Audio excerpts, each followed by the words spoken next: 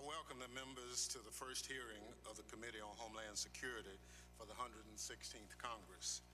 I appreciate your flexibility and that of our witnesses after we rescheduled the hearing due to the services for the former Dean of the House, the late Chairman John Dingell. Our thoughts and prayers are with his wife, our colleague, Congresswoman Debbie Dingell, and their family. Today, the committee will hold a hearing on defending our democracy, building partnerships to protect America's election. Election security is a national security issue that must transcend party politics because it requires a unified effort to protect America's elections. Unfortunately, this hearing is long overdue. During the 115th Congress, the Republican majority spent much of its time ignoring the intelligence and refusing to acknowledge the threat to our democracy. Frustrated by the lack of action on this critical issue, Democrats on the committee and the Committee on House Administration launched a Congressional Task Force on Election Security in July 2017. The task force met with dozens of election experts, secretary, state elections, and national security experts to assess vulnerabilities in election infrastructure and determine how to address them. In February 2018, the task force produced a report that included 10 recommendations and introduced legislation to implement them. That legislation is now part of H.R. 1, the For the People Act, which the House is expected to consider in the coming weeks. Fortunately, since 2016, progress has been made toward more secure elections. The Department of Homeland Security and Election Assistance Commission have built stronger, more effective partnerships with state and local election officials. But it is unclear whether each agency has the resources necessary to meet the increasing demand for their resources. Will EAC's $10 million budget provide sufficient resources for it to administer additional election security grants to states? Does DHS have the resources to provide its services to every state and county that requests them? Congress needs to understand the existing capability of each agency, and now existing capabilities can be leveraged, grown, and augmented. Local election officials are on the front lines of securing our elections, and their success depends on the support they receive from federal and state governments. Although some dispute that has the election infrastructure local election officials oversee is vulnerable to hacking, cybersecurity experts have made a credible case. The federal government, especially Congress, must understand the resource constraints of local election officials and partner with them to address vulnerabilities to election infrastructure through grants and services. The intelligence community has made clear the threats to our elections persist, so more work remains to be done. Just last month, the Director of National Intelligence, Dan Coates, warned Russia in 2016 and unidentified actors as recently as 2018 have already conducted cyber activity that has targeted U.S. election infrastructure. He went on to say we should expect adversaries and strategic competitors to refine their capabilities and add new tactics as they learn from each other's experiences in advance of the 2020 elections. I look forward to hearing from our panel of witnesses today about how Congress and federal agencies can support efforts to further strengthen our elections and protect them from attack. I welcome my Republican colleagues' support in these efforts, and I look forward to working with all those whose goal is to protect America's election and defend our democracy. I now recognize the ranking member of the full committee, the gentleman from Alabama, Mr. Rogers, for an opening statement. Thank you, Mr. Chairman. I look forward to the opportunity to hear from our witnesses today regarding election security. The integrity of our elections is foundational to our democracy. All Americans should have confidence that voting equipment and systems are secure, their vote counts as they intended, and that election results are accurately reported. Last week, DHS and DOJ released their findings that there was no evidence of any foreign interference in the 2018 election. I believe that the tremendous work done by DHS, our intelligence community, and state and local leaders made that happen. But there is certainly more work that can be done. Much of our focus today will be on the work we still need to do to secure the technology and systems behind our elections, but we can't lose sight of a simple lesson. Foreign intelligence services, domestic partisans, and online vandals do not care what our laws say. They are happy to use our public forums against us. My home state saw liberal activists deliberately mislead Alabamians regarding public endorsements and political issues in the 2017 U.S. Senate special election. They bragged to liberal donors behind closed doors about their success in manipulating Alabama voters. H.R. 1 attempts to address these pressing issues, but the bill's provisions are deeply naive. As it stands, H.R. 1 is an exercise in regulating everything that moves near a ballot box. The problems facing our election systems are more complex than that. Election security has long been a bipartisan priority for members of this committee. It is my hope that this bipartisan tradition on this issue will continue in this Congress. We need a deliberative, bipartisan process to solve these issues. Unfortunately, it appears our committee will not have an opportunity to mark up the election security provisions in our jurisdiction. That's unfortunate because the election security provisions in this bill could be improved. And I know members of both sides of this committee have some good ideas on how to make those improvements. As it stands now, much of H.R. 1's 570 pages appear to be a political exercise. That is why I'm very disappointed that election security, an issue where we have an opportunity to work together to move bipartisan legislation, has gotten caught up in a partisan political grab. I hope that when H.R. 1 stalls in the Senate, as it will, we will revisit the issue of election security in a bipartisan manner. I thank our witnesses for taking the time to speak to our committee about the work you are doing on the front lines of elections. And I yield back, Mr. Chairman. I thank the gentleman for his comments. Other members of the committee are reminded that under the committee rules, opening statements may be submitted for the record. I'd like to extend a welcome to our first panel of witnesses. First, I'd like to welcome Chris Krebs, the director of DHS's Cybersecurity and Infrastructure Security Agency, back to testify before this panel. Director Krebs has been at the helm of DHS's cybersecurity activities since 2017, and he's been an integral player in shaping and developing the department's election security capability. Next, I'm pleased to welcome Mr. Tom Hicks, the current chairman of the U.S. Election Assistance Commission, and also congratulate him on swearing in a new batch of election assistance commissioners. We had the opportunity to hear from the chairman in 2017 when he came to speak before the Congressional Task Force on Election Security, and I look forward to hearing about his work since that time. Without objection, the witness's full statement will be inserted in the record. I now ask each witness to summarize his statement for 5 minutes, beginning with Mr. Krebs. Thank you, Chairman Thompson, Ranking Member Rogers, and members of the committee. Good morning, and thank you for the opportunity to testify regarding the Department of Homeland Security's efforts to secure the vote. First, however, I would like to once again thank this committee for its leadership in establishing the Cybersecurity and Infrastructure Security Agency, or CISA.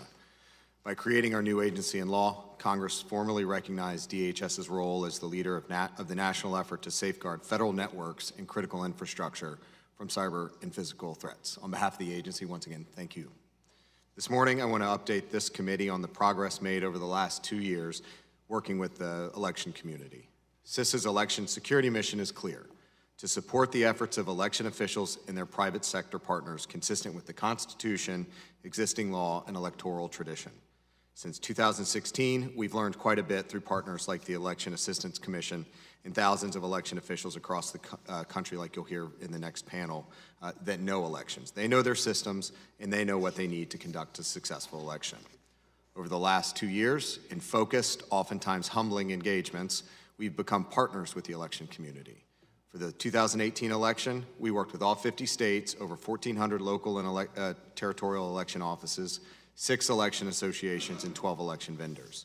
Our approach is threefold: making sure the election community has the information they need to defend their systems, making sure the election community has the technical support and tools they need to defend their systems, and building enduring partnerships to enhance resilience and advance security efforts together. In 2018, we focused on building scalable, repeatable mechanisms to dramatically grow our information sharing capabilities. The Elections Infrastructure Information Sharing and Analysis Center, or EISAC, was established. By Election Day, the ISAC had over 1,400 members, the fastest growing ISAC of any critical infrastructure sector. We share contextualized threat information and actionable threat intelligence and actionable information that was enriched through our close partnerships with the intelligence community and law enforcement. More importantly, state and local election officials were sharing what they were seeing on their own networks. We also deployed intrusion detection capabilities, or Albert sensors, to provide real-time detection capabilities on election networks. As of Election Day in 2018, these sensors offered protections to election infrastructure and voter registration databases for more than 90% of registered voters. For reference, during the 2000 election, we were below 30% of coverage. Secondly, we provide technical support and services to election officials and vendors. Initially, we offered our standard services, including cyber hygiene, scans, and risk and vulnerability assessments that we offer federal agencies and other infrastructure sectors. As we refined our understanding of election officials' requirements, we shifted to capabilities that are quicker, less intrusive, and can scale to more jurisdictions.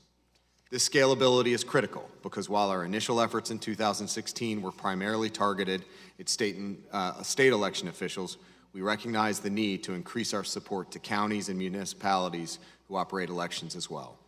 Our Last Mile initiative sought to provide information customized to the local county level. This initiative provided no-cost, tailored information on cyber safeguards, threats and risks, and a checklist of cybersecurity action items. The final area of focus has been building enduring partnerships towards a collective defense. While it may seem mundane, governance, communications, coordination, training, and planning are the critical foundational elements of our nation's efforts to secure our elections. These efforts and others contributed to a secure 2018 election.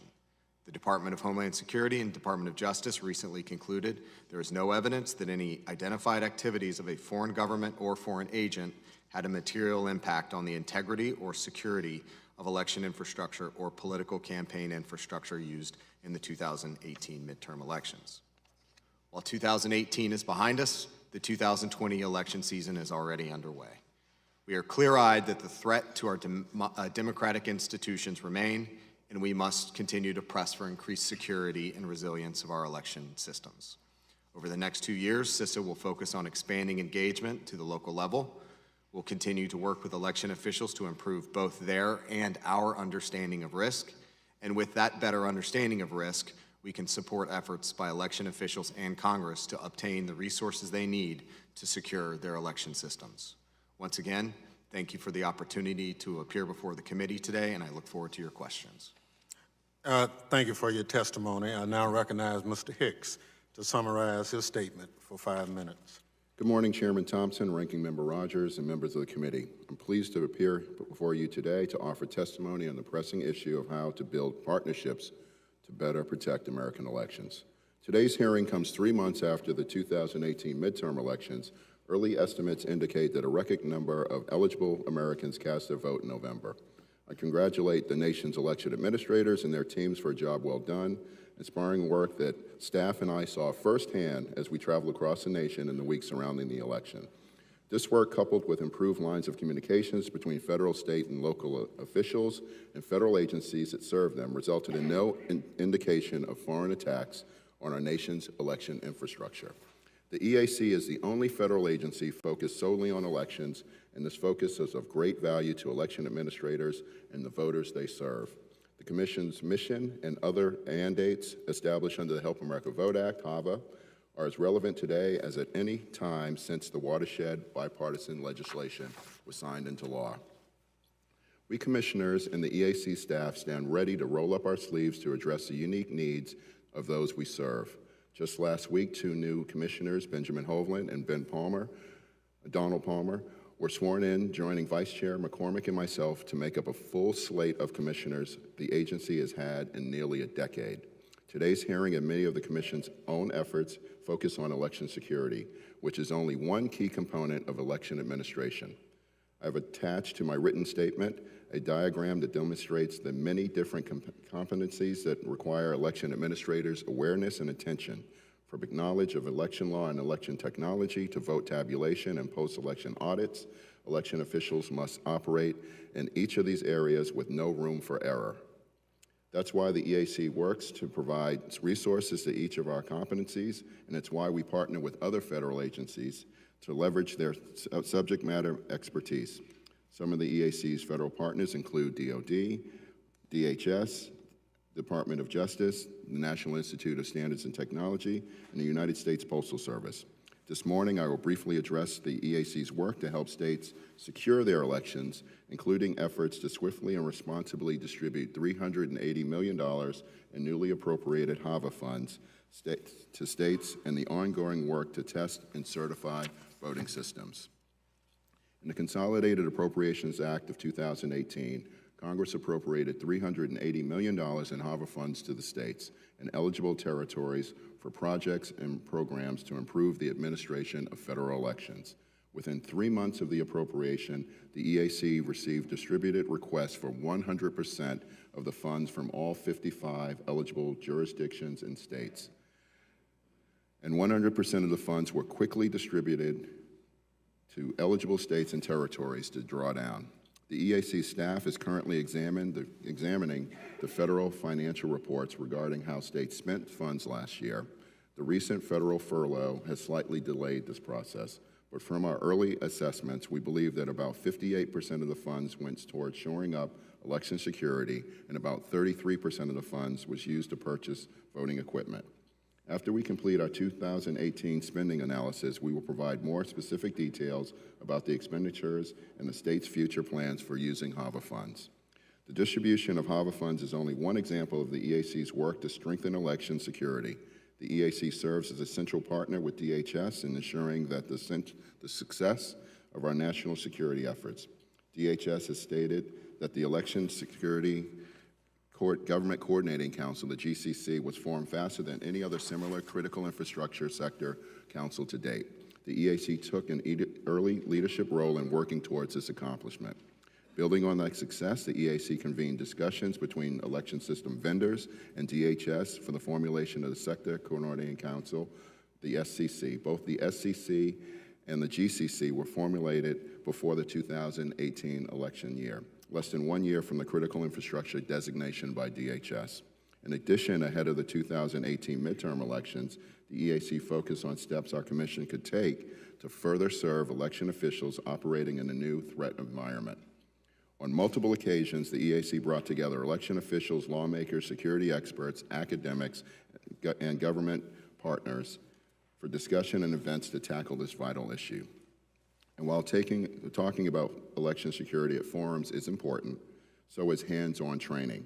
The EAC staff was involved in the establishment of Harvard University's Belfer Center tabletop exercises, which have since been conducted across the country. In addition, since 2015, the EAC has presented its election official as IT manager, training to officials representing hundreds of election jurisdictions across the country, and we will increase our efforts following the 2016 election. This training is available online through FVAT program that many more election officials can easily access to complete these efforts. The EAC has also produced a video and supporting materials to help local election officials explain the many levels of election security to their jurisdictions. The final area I will highlight today during my testimony is the EAC's testing and certification program. The Help America Vote Act charges the EAC with administrating a federal program for setting voluntary voting system guidelines and testing for vendors may choose to have EAC accredited and monitored labs test their voting systems against those guidelines for certification. The guidelines contain requirements for security as well as other important components as accessibility, usability, and interoperability.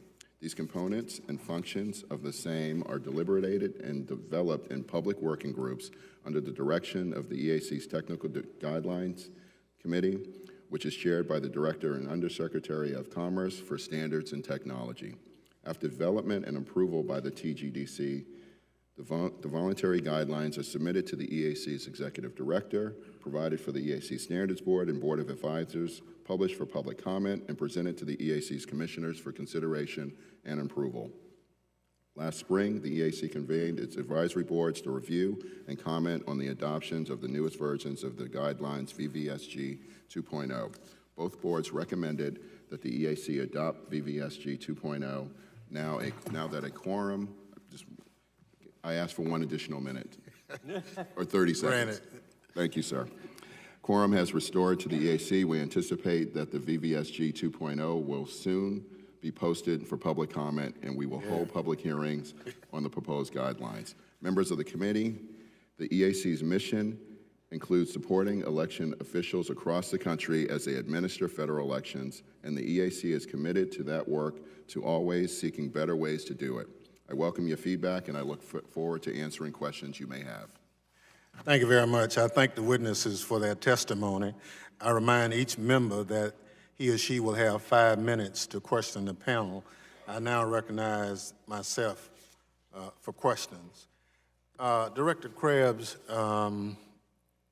given the 2019 Worldwide Threat Assessment that warned that the U.S. adversaries and strategic competitors probably already are looking at the 2020 U.S. elections, how confident are you that our election infrastructure, as it is at this moment, is secure against cyber attacks? Chairman, thank you for the question. I certainly think that, just like any other IT system,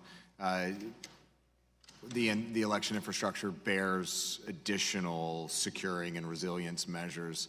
But I will say that compared to where we were in 2016, not just from a fundamental IT security perspective, but from a collaboration working across the different stakeholder groups, we are light years ahead of where we were. And most importantly, we have greater visibility both of the threats that are incoming, but also how they would work across the ecosystem and across the infrastructure. I mentioned earlier the Albert sensor coverage that we have, less than 30% in 2016, over 90% in 2018. That gives us near real-time visibility in what's happening across the networks. The last thing I'll add here, the area that I think we need to invest the most as a nation is ensuring auditability across infrastructure.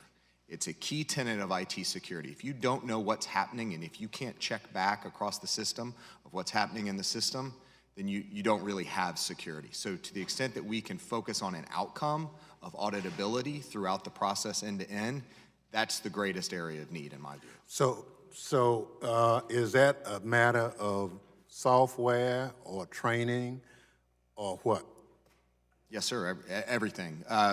One area that we can focus on, and the good news is, from my understanding, and I would defer to Chairman Hicks, every state that's not already on a paper type ballot, whether it's hand-marked or whatever, every state, including the 5 that are on electronic machines right now, are moving towards paper.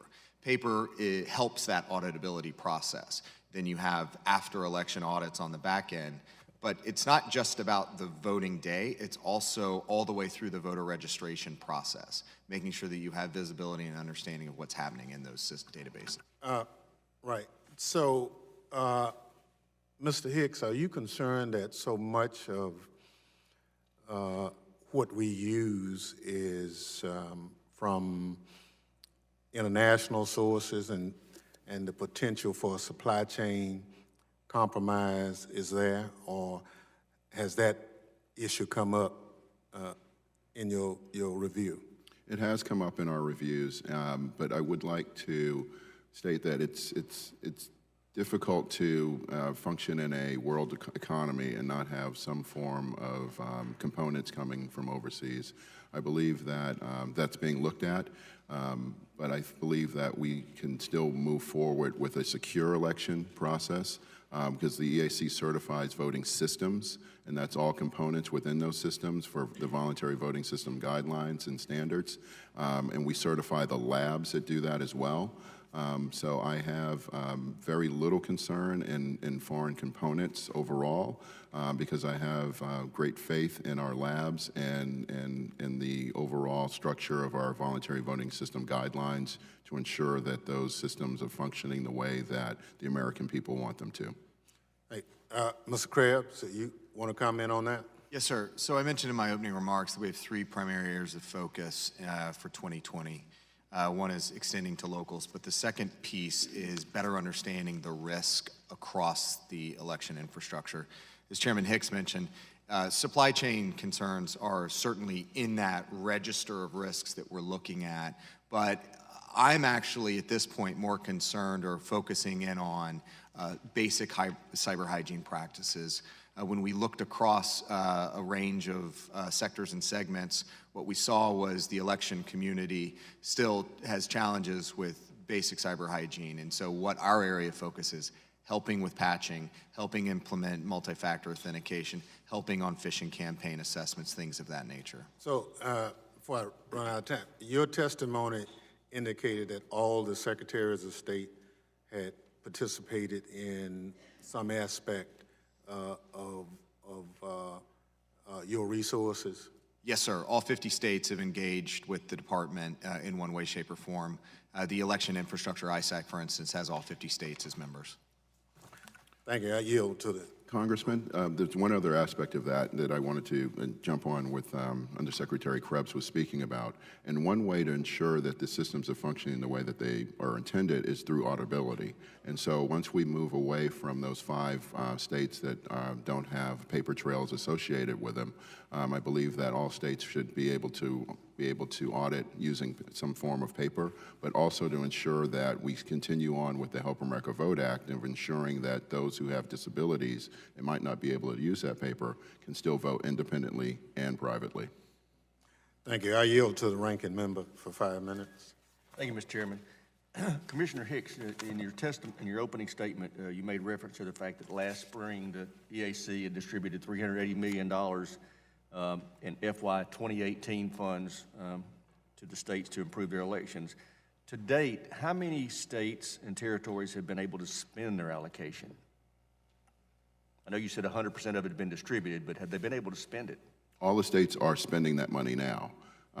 They have up to 5 years to spend the money for additional things. It's basically an infrastructure grant. So if we look towards and continuing on with infrastructure, it won't be built within 3 months, but it would be carried on for the 5 years that Congress appropriated that money for. They're just starting to spend it. Yes. H.R. 1 authorizes, and this is also from Mr. Hicks, H.R. 1 authorizes nearly $1.2 billion over the next 2 years to local election security improvements. Is it feasible for states to buy equipment, implement the new security measures, and get poll workers trained in time for the primaries 2 years from now? I missed part of your question, sir. Given that $1.2 billion is to be spent, can the states take that money and buy equipment, train poll workers, and implement security measures in time for the primaries for the 2020 elections? I believe states can do most of that, but again, the states can't go to Best Buy and get that off the shelf. So most of the states are moving towards not only purchasing new voting equipment, but also other aspects of the election process in terms of voter registration, election audits, security overall. So it's not just purchasing new voting equipment. They're going from registration to election night reporting. My point is I just don't see how they're going to be able to get that done by the 2020 primaries. I mean, they're right, talking about next March is Alabama's primary. Some of them are as early as February, January of next year. And finally, from Ms. Hicks, you talked about certifying, that the EAC certifies election security systems. Can you tell me more about that certification process? It's voting systems overall. So basically, for voting systems, once the state decides that they want to fall under that process of our voluntary voting system guidelines, those systems are sent by the vendors to our test labs and then certified to those sorts of standards. It's the same as if computers or iPhones or other aspects of that, they're tested to a certain standard. Can you have your staff submit to my staff, those for the full committee staff for that matter, what those standards are the certification standards? I'd really be interested in reviewing those. Well, there's several of them. So we just certified 1.1 in 2015, but for the last 4 years since I've been at the commission, we've been working on the 2.0 voluntary voting system guidelines, and there's a healthy debate going on right now between myself and the other commissioners on ensuring that those get out for public comment relatively soon. Good, good. Mr. Krebs, can DHS and EAC complete supply chain security and other qualification mandates on vendors required by H.R. 1 fast enough for states to know that what they're buying is acceptable machines in time for the 2020 primaries? I'm not sure. I have to think about the number of systems, the research, the requirements that would have to go into that. I may need to get back to you on the timeliness of that. Okay. And then my final question is, these 5 states that currently have audit concerns, y'all both made reference to the fact they're moving toward paper. Can you tell me more about what they're doing?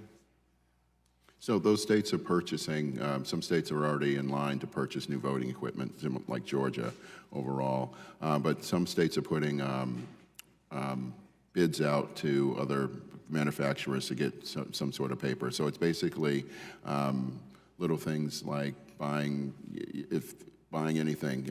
There's different models out there, and what works best for those states is what those states are going to purchase.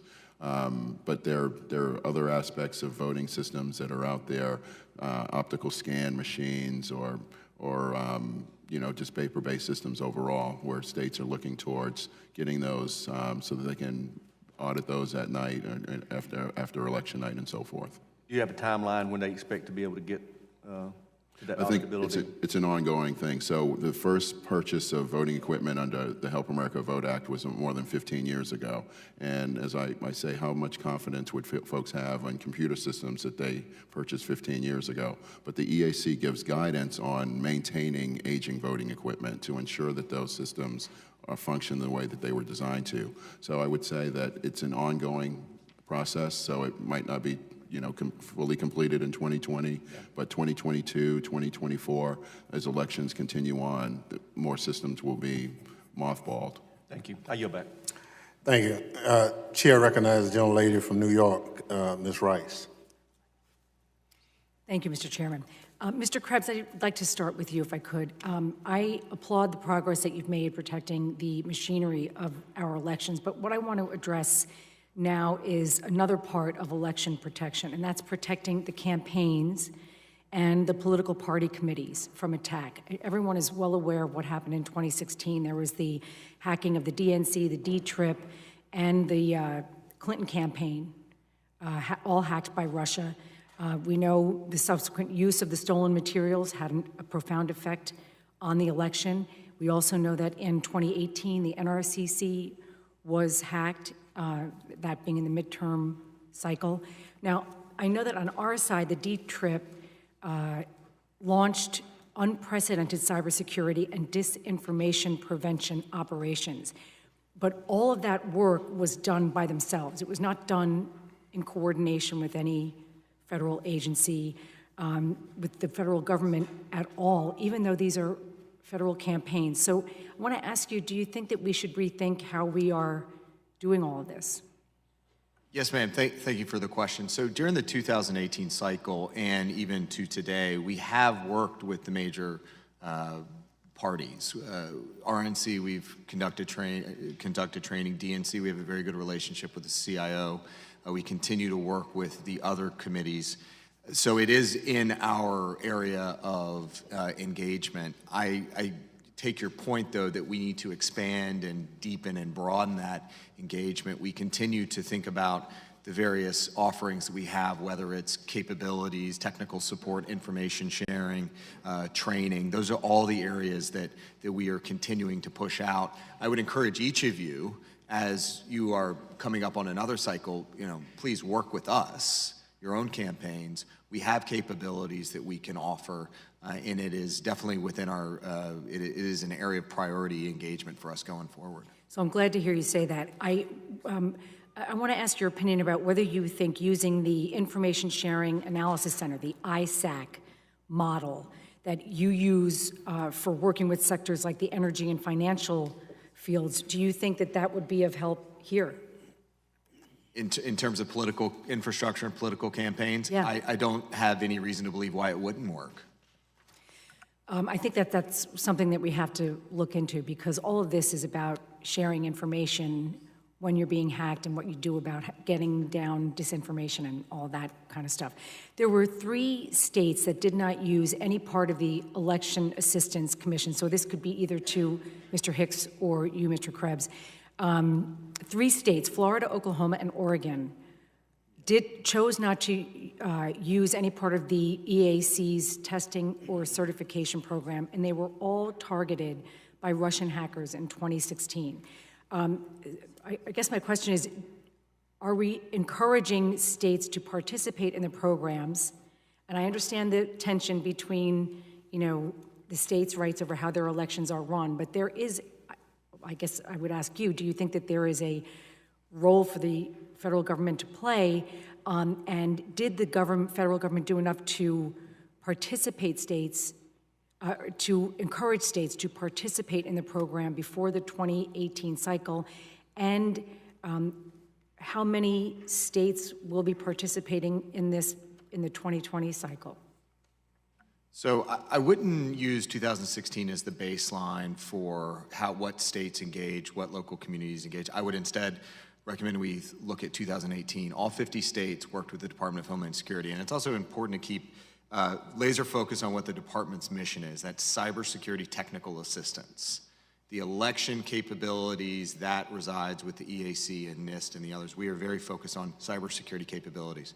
We had all 50 states, 1,400 jurisdictions, a number of election equipment vendors all playing ball with us. The difference between 18 and 16, and I hope that you'll hear this in the next panel, was trust. In 16, there was no relationship between the department and EAC. There was no relationship between Secretary Padilla or Secretary Merrill. Right now, those relationships are strong and growing stronger. So I am very confident that going forward that we have the baseline of engagement and partnership in place to only continue to improve the security and resilience of the voting system. Thank you for the question, Congresswoman. There are 2 aspects that I would like to point out with for 2 states that I went to last year. I went to Oregon and I did go to Florida as well. In Oregon, I saw the wildfires that were going on, and they were looking towards the EAC to get some sort of guidance in terms of overall aspects of running their elections. They're an all-paper state, so they do everything by vote by mail.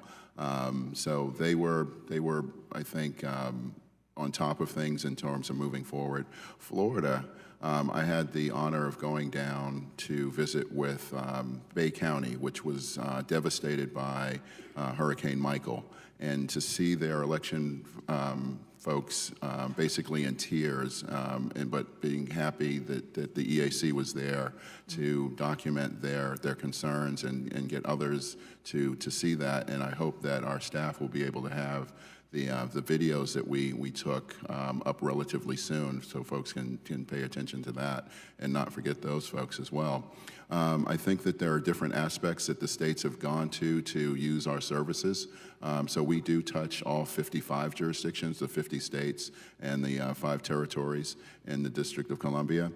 So I believe that, as Undersecretary Krebs talked about, there was a lack of cooperation, not cooperation, but communication with federal partners before that. But I think that since the EAC's founding in 2003, that we have helped states to improve the process. And so I think that as each election goes on, that we will continually improve that process. Thank you. Thank you, Mr. Chairman. Thank you very much. Chair now recognizes the gentleman from New York, Mr. Katko. Thank you, Mr. Chairman, and I want to congratulate you on becoming chair of this committee, and I'm looking forward to working with you and Mr. Rogers. And I know, based on past experience with you, that we'll continue the fine bipartisan work on this committee that I wish the rest of Congress would engage in. Mr. Krebs, it's nice to meet you. I'm now the ranking member of the Cybersecurity Subcommittee, and in that capacity, I think we'll become well acquainted with each other going forward. I was heartened, Mr. Krebs, by what you said in your testimony today and what you said in your written testimony, that there's been no evidence to date that any identified activities of a foreign government or foreign agent had a material impact on the integrity or security of election infrastructure or political or campaign infrastructure in the 2018 midterms. That's a great thing. But I also kind of took pause by what you said, that election security's come a long way, but it bears additional measures. And one of the things you mentioned was audibility. I want to make sure I understand a little bit more in depth. What are some of the additional measures you think we should be taking to make sure that we do the best we can to secure our elections? So I continue to believe, and the Secretary Nielsen has been consistent with this as well, but voter verifiable paper trails are critical elements of auditability. And then after election audit processes, and I don't want to stipulate to any specific type of audit. There are a number and variety of audits that can be implemented based on the systems that are in place, but those are two elements. Mr. Hicks, is there anything you want to add to that? I believe that the states in 2018, when they submitted their request for funds to us, allocated over $20 million to go towards the auditability of elections. There are many different ways to audit elections, and then as we move forward, the EAC has done a paper on 6 ways to do audits, and I hope that states take advantage of those resources. Now, Mr. Hicks, you also mentioned that as part of the process of review, you wanted to look all the way through the voter registration process. Could you explain the different steps you would like to look at as far as doing your audits of the election security? So it's basically to go, it's not just depending on audits, it's basically to go from voter registration and list maintenance to ensure that the folks who are on the rolls are the people who are assigned to that. Many states have gone towards online voter registration through the DMVs and other aspects. Some states have gone to automatic voter registration. And then you go towards polling places to ensure that people have access to the polls, to make sure that the ramps for those who have disabilities and wheelchairs and so forth can still get in there, and the height of the machines and so forth, to poll worker training. I think that's a vital part. They're the front line of defense that we have in terms of federal elections. There's over 1 million requests for poll workers in each presidential year. That's always coming up short, and I would like to see for more people to actually volunteer to be poll workers, and then towards election night reporting with the Associated Press and other aspects as well. So it goes from A to Z in terms of ensuring that our election process remains strong and then voters' confidence remains high. Is there anything you want to add to that, Mr. Krebs? No, sir. Okay, another question I have is, does the size of the state matter at all as far as compliance with these issues and being active participants in them, number one? And number two, the nation-state actors, obviously we're concerned about them, the Irans and the Russians of the world and others. Is there other actors outside of that arena that you have potential to disrupt or undermine our elections? Mr. Krebs? So to your first question, we have the smallest state and the largest state engaging with us. So I wouldn't characterize any sort of participation based on the size of the state. In terms of the landscape of threat actors, certainly the big four, or primarily in this case, China, Russia, Iran, have been active in foreign interference and influence operations. But generally speaking, in terms of cybersecurity issues writ large, we do see more blended operations, proxies, cutouts, things like that. So that's on the international landscape. It's just getting more complex, more of a blended environment. Okay. Mr. Hicks, want to add to that? Thank you, sir. I believe that it's a misnomer to think that it's the states, but it's mostly the local election officials who are running the elections. and it's usually one or two individuals. It's not the large counties that are basically targeted. It's usually the person who is not only handling the election, but they're driving the school bus, they're doing payroll, they're doing 9 other different things, and so they are targeted. And so we try to go out to the states and offer training as IT managers for election officials to their state conferences, because they're not always able to come to DC to get that sort of training. Thank you, Mr. Chairman. Thank you very much. Chair now recognizes the gentleman from California, Mr. Correa, for 5 minutes. Thank you, Mr. Chairman. First of all, let me congratulate you on your chairmanship, sir. And wanted to also thank you for holding this most important hearing on our democratic institutions, our voting system. The integrity of our votes goes to the heart of our democratic system in this country. Thank you very much, sir. First question I have is for Mr. Hicks, and that is, during the recent government shutdown, secretaries of state across the country were notified that conversations with the Department of Homeland Security would be suspended. Can you tell me what the effects, negative, of the government shutdown were in terms of harming the security of our election system, given these next elections are just around the corner? I think that's more appropriate question for Undersecretary Krebs with his discussions with Homeland Security. Mr. I would Krebs. add that Yes. With the government shutdown, we were furloughed. I was still working myself. And then we have hired a CIO to ensure that our infrastructure in our office remained high.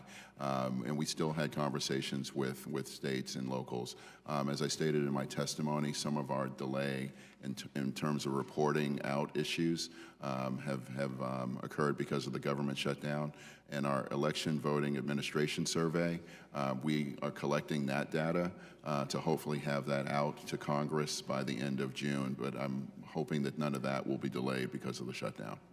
Thank you. Mr. Krebs? Sir, so during the there was no question there was an impact from the shutdown. During that 35-day period, we continued to share intelligence, threat intelligence as it came in. We continued to send indicators out to those Albert sensors I mentioned earlier on, and we continued to conduct analysis based on the information we had and the intelligence we had. In terms of the things that we had to pause, for one, meeting with new secretaries of states that were sworn in earlier in January. That was probably my biggest regret in terms of missed opportunities.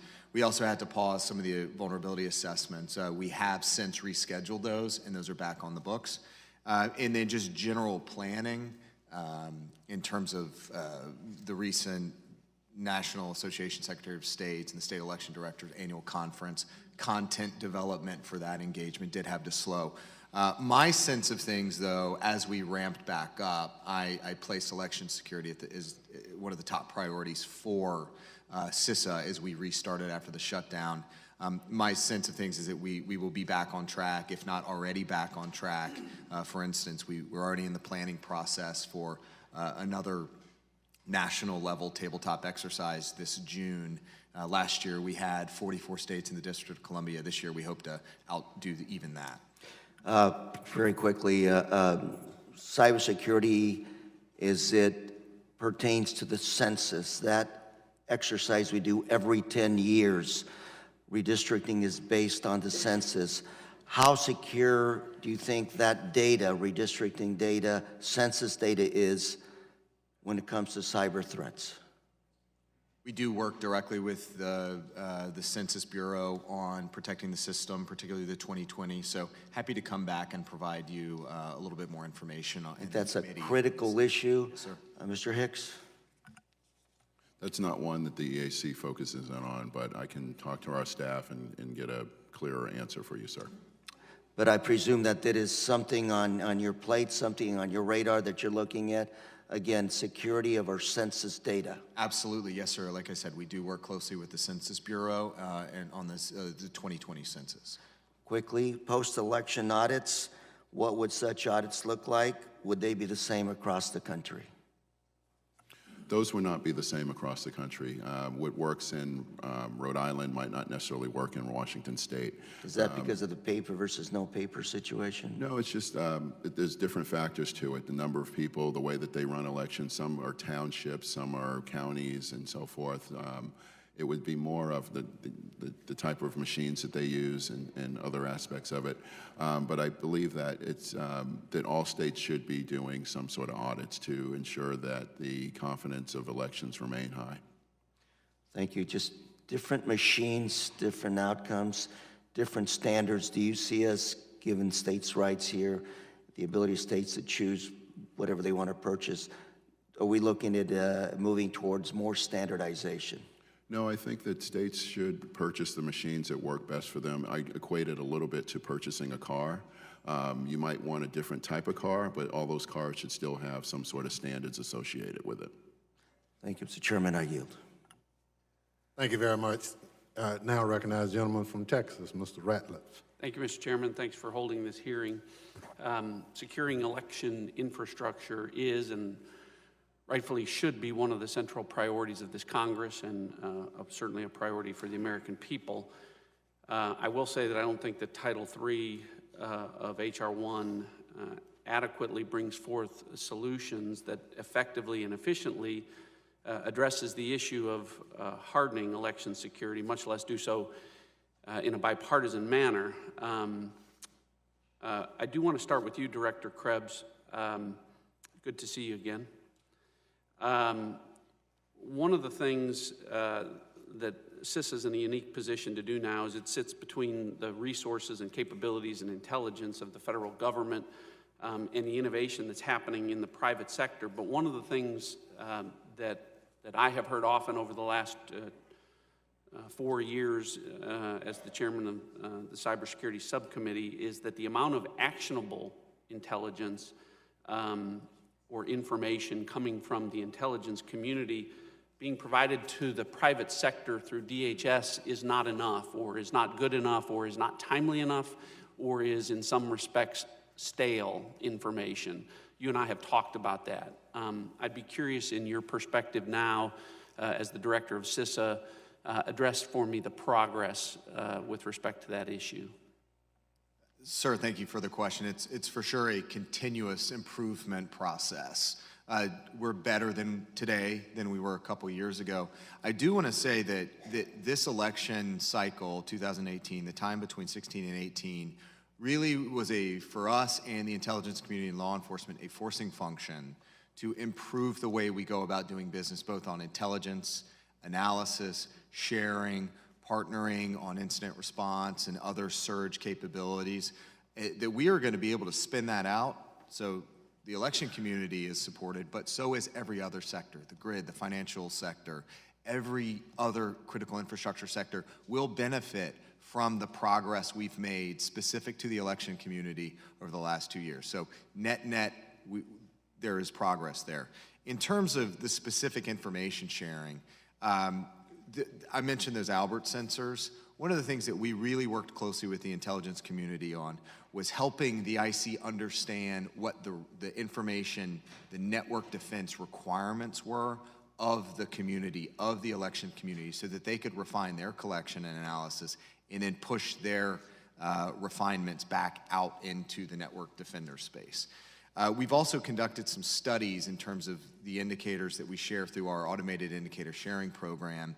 And based on those studies, 30% of the indicators that are shared are unique and they have a unique shelf life of about 120 days.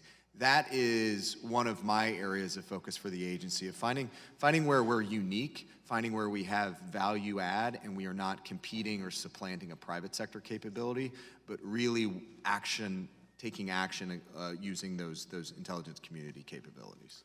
So when we talk about the election infrastructure threat landscape, we talk about needing to provide our federal partners, but also our state and local officials and private sector vendors with the information and capabilities they need to better defend that infrastructure. I noticed in your testimony, you talked about DHS hosting a tabletop the vote exercise really for that purpose in terms of identifying some of the best practices and areas for improvement on cyber incident planning, preparedness, identification, response, recovery, all of those things.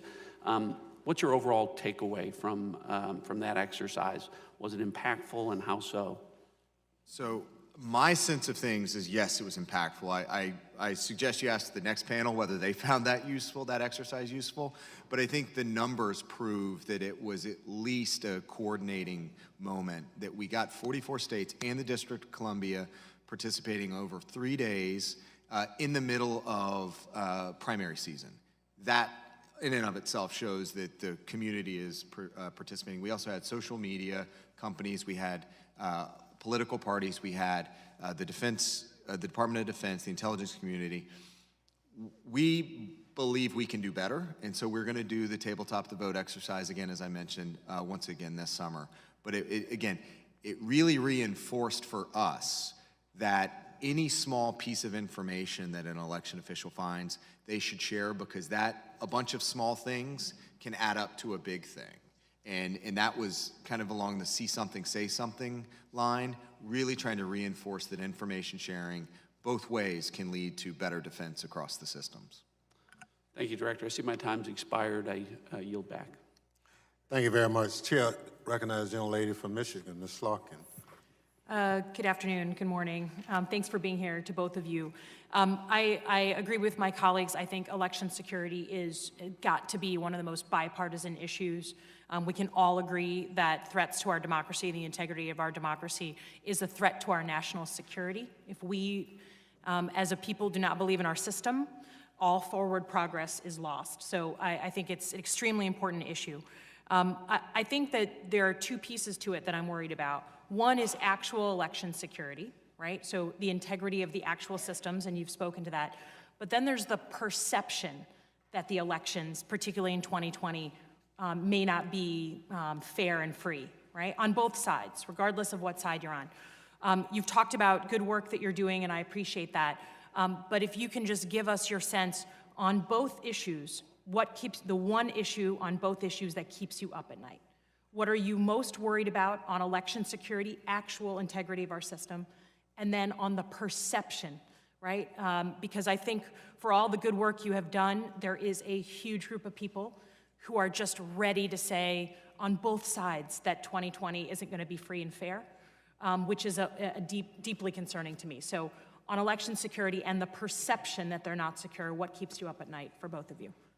So this question lasers right in on, I think, the biggest area of discussion that we need to have in the country right now. So first and foremost, on the security of the systems, we've both mentioned it several times. The committee members have mentioned it. We've got to get to end-to-end auditability. That is the key. Understanding what's happening across the process is critically important. On the perception, we did a lot of work throughout the 2018 cycle on education and awareness, not just of the voting public, working with the EAC and some of the election associations. We issued guidance, awareness materials, reinforcing that go to trusted sources for information on elections. Those trusted sources are the elected officials at the state and local level. Go look at the state secretary's website for information on when you vote, how to register, what the deadlines are. Go to the source. Don't listen to whatever third party, fourth party, whatever you have, whatever have you, which plays into the bigger part of we have to do more awareness building in this country and introduce critical thinking and reinforce critical thinking. As we're just deluged with information, it's too easy to just click like and forward on or whatever. We've got to have people thinking, where is this information coming from? Why is it being served up to me? And that will continue to be one of our priorities going into 2020. Thank you for the question, Congresswoman. I agree with Secretary Krebs, but I also wanted to add a couple of other things. One, election interference is nothing new. It was mostly done, since it's been done since we've had elections. Whether or not that's pamphlets saying Democrats vote on Wednesday, Republicans vote on Thursday, or other access to the polls. But the things that I would want to focus in on for our agency is to ensure that all aspects are taken care of. One being access and also access for 3 different groups. One are military and overseas voters who don't always have access to ballot boxes and so forth. 2 are disabled voters who might not be able to get access inside the polls themselves. And the 3rd would be language minorities. So I know I have a very short time, and thank you as a military spouse for ensuring that our military can vote. That's a big issue for the military community. So you both mentioned this, and the perception, the concern that the perception that these aren't free and fair elections, the role of social media, of news, of third sources passing along the wrong information. Can you do your jobs without the social media companies doing more, particularly social media companies, doing more to identify and disclose who is actually paying for some of the ads that are coming through, who are actually, originating and spreading this information? Can you help me understand their role in making your jobs harder or easier? So transparency for certain is key. I will say that the social media companies deserve some credit for what they did, how they stepped up in the 2018 cycle. On Election Day, we had a National Situational Awareness War Room, both a virtual presence where all states and a number of states and local jurisdictions were plugged in, but we also had a physical presence at our facility in Virginia. And the social media companies participated. Now, what that allowed us to do is when election officials identified disinformation, misinformation, or just flat out false information that was being passed around, videos that had been edited but saying, look, this machine's changing my vote, that was immediately flagged for the social media companies. Social media companies were able to get to ground truth with the election official. They were able to pull down that false information because it was in violation of their terms of service. And then the election official was able to say, here's what really happened. Don't believe that. So they played a part. There's always much more to do here, and keep in mind that the adversary will continue to pivot as we raise defenses and block off avenues. Thank you, gentlemen. I'm almost immediately out of time, so appreciate it. Thank you very much. Chair now recognizes the gentleman from North Carolina, Mr. Walker. Thank you, Mr. Chairman. Director Krebs, is there any evidence of foreign interference in the 2018 elections? So as I indicated in opening in my written, the statement issued by the DOJ and DHS last week indicated that there was no evidence of attributable activity to a nation-state actor of material impact on the election. Thanks for covering that again. Just want to make sure that we're on the record with that. Is there any evidence of domestic interference in the 2018 elections? I would have to defer you to the Department of Justice on that. Okay. How should we, or how do we define interference? Is it just hacking and abusing voting systems, or does it also include false or misleading political statements? Well, I believe the way the 2016 intelligence community assessment broke things down, at least the way I look at foreign interference, is consistent with that report. There's hack and leak campaigns that was targeting, for instance, in 16, the DNC releasing sensitive emails. There's the social media campaign, the disinformation, trying to sow divisiveness across the community. And then third is the actual technical cybersecurity operations, focusing on election infrastructure. It's important to note that any actor could do any of those 3 things. It's just a matter of capability and then effectiveness. Okay. I want to go to Commissioner Hicks. Before I ask my question, I do want to say, Commissioner Hicks, I think that's the best baritone voice I've heard since Lou Rawls.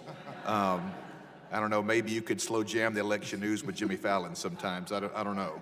But my question is, what separates interference from political free speech? Can you give us a line or describe the parameters there? That's a difficult question, but thank you for the compliment, by the way.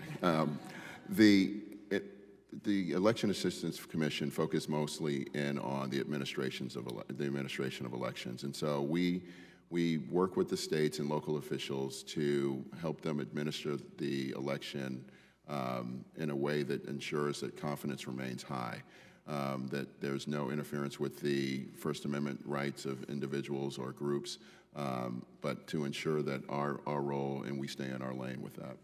So from what I'm understanding, it's a hard line to call, or it's hard to interpret. Who ultimately does make that decision where it crosses over in being more just somebody's rant or somebody's free speech rights versus someone else who would call that interference? How do we describe that? Moving forward, how do you interpret that? Domestically, that would be the Department of Justice to make that determination. All right, I've got a couple more, got time for a couple more. We're going to go back to Director Krebs. Director, there were multiple reports of campaigns being hacked in 2018. What did the DHS provide in assistance in these instances? So would have to defer to the Department of Justice and the FBI on any specifics of their engagements, whether they engaged in any campaigns. We provide our resources as a technical cybersecurity capability to anyone that is interested. Any information that we had or picked up through press or through referrals from the Department of Justice, we would offer our services. That would be a vulnerability assessment, that would be an incident response assessment, and those sorts of things. Those relationships, as they come about, are sensitive, confidential, trusted relationships. But generally speaking, we continue to provide information, incident response. Sure, and I'm sure they appreciate the support, but this maybe just as a yes or no, are you aware that there were campaigns in 2018 that were hacked? I'm aware of reports of campaigns having, for instance, spear phishing. When you say you're aware of it, did you guys take a look at it? I know DOJ is lead on that, but from your organization, were you contacted to look into this any further or offer support on a campaign that was hacked? I would have to go back and look at the specifics of any campaign. We are aware of spear phishing events and things like that. Help me understand when you say you got to go back and look. You're not aware, or you were aware of some, you just don't remember? What I'm unclear on right now is our actual engagements with any specific campaigns. Typically on things of that nature, the FBI has direct lead on engagement. We come back, we kind of put out the fires, so to speak. If we provided maybe 2 to 3 weeks, is that possible? I'd love to have some Certainly information. have follow-up, yes, sir. I'd appreciate that. Last question. To your knowledge, does H.R. 1 address campaign security? I would have to go and dig into H.R. 1. I've been focusing on the election infrastructure piece. We always provide assistance to political campaigns, political infrastructure. So whether it's included in H.R. 1 or not, we will always provide assistance. Okay. Thank you. Thank you so much. Thank you, Mr. Chairman. I yield back. Thank you. Chair now recognizes the young lady from New Jersey, Ms. Watson Coleman. Thank you, Mr. Chairman. I'm concerned about reports that election vendors don't fix vulnerabilities once they've been made aware of them, and that in fact it's not just recognizing a vulnerability and then reporting it and not having it dealt with, but even years have been involved. What role does the EAC have in making sure vendors are taking steps to remedy vulnerabilities when they find them? If a vendor is, thank you, Congresswoman, for the question. If a vendor is a registered vendor with the EAC, they have a certain amount of time to report errors with their machines to us and fix those vulnerabilities. And if they don't fix them? Then we don't have enforcement authority in terms of fining and so forth, but we can go towards the decertification of their voting equipment. Does that mean that then no one can purchase their voting equipment? Then it would not be certified under EAC standards. Mm-hmm. And so no one could purchase and use their voting equipment? Someone, since it's a voluntary system, folks could still purchase that equipment and use it. To what extent have we knowledge of that kind of a problem? If voting machines are basically computers, and so if there's patches that need to be made, then those are acknowledged and fixed. Mm-hmm. But to what extent do we know of it being a problem where a vendor has been given sufficient notice and still has neglected to fix these things? Is that a pervasive problem? Is that a rare problem? I'm not aware of any issues to that degree. Do you think that we need some kind of enforcement authority in some entity, I don't know which one it would be, that would compel those types of vendors to correct the situation? If Congress gave us that authority, then we would, like we have with all of the issues with the Help American Vote Act, we would act accordingly. I know that a lot of work is being done with states and the secretaries of state. I'm wondering, in my state, there are 21 counties, and the counties are basically the entities that run the elections and the municipalities carry out. To what extent is there this guarantee that the information sharing, the training, the cybersecurity guidance gets down to those levels? What is the mechanism to do that? Or do you deal directly with the local and county officials that deal with the elections? So specific to the cybersecurity information sharing piece and the technical assistance piece, you've highlighted an area that we've recognized needs additional attention. Last year, the Election Infrastructure ISAC, the Information Sharing Analysis Center, had 1,400 local jurisdictions. My understanding, and the number seems to change regularly, but somewhere in between 8,800 and 10,000 voting jurisdictions across the country. And that's below the county, precincts, voting spots. So we are looking at scalable, repeatable ways that we can engage each and every one of them. For instance, deploying or providing information IT manager training for election officials. As Commissioner Hicks mentioned, these devices, this voting equipment, the process, the databases, they're computers. So election officials sometimes, sole officials, end up having to be IT managers as well. So it's important that we provide them the support, the training, what to look for in terms of phishing emails and things like that, how to apply patches, how to work with vendors and ask the right questions. But for us, one of our top priorities in the run-up to 2020 is extending out from that 1,400 and the rest of as many as possible. Thank you, I'm sorry, the HAVA money that was already allocated, it's in the hands of the various states and jurisdictions, right? There's 2 rounds of HAVA money, one that was submitted in 2003 and then the 2018 HAVA funds. The 2018 HAVA funds have all been distributed to all the 55 jurisdictions. Okay, so do we have an understanding about how much more money we need in order to ensure that the right voting machines, the appropriate voting machines that have the verifiability in them would cost? From my travels around the country, from what I've heard from individual states in terms of replacing all the voting equipment, can run from between $500 million to $1 billion. Thank you. I yield back. Thank you very much. Chair now recognizes the gentleman from Louisiana, Mr. Higgins. Thank you, Mr. Chairman. I'm honored to serve on this committee again with you, sir. You're a solid patriot. And with your leadership and that of Ranking Member Rogers, I believe our committee will always move forward. Contentious though at times we may be, we'll be focused on the security of our homeland and we'll get things done. Mr. Krebs, the voting systems that we're discussing today, explain to America, my research says that there's somewhere over 174,000 voting precincts in America. Is that true? I would have to defer to Commissioner Hicks on. Is that true, sir? Yes, sir. So you got a lot of voting precincts.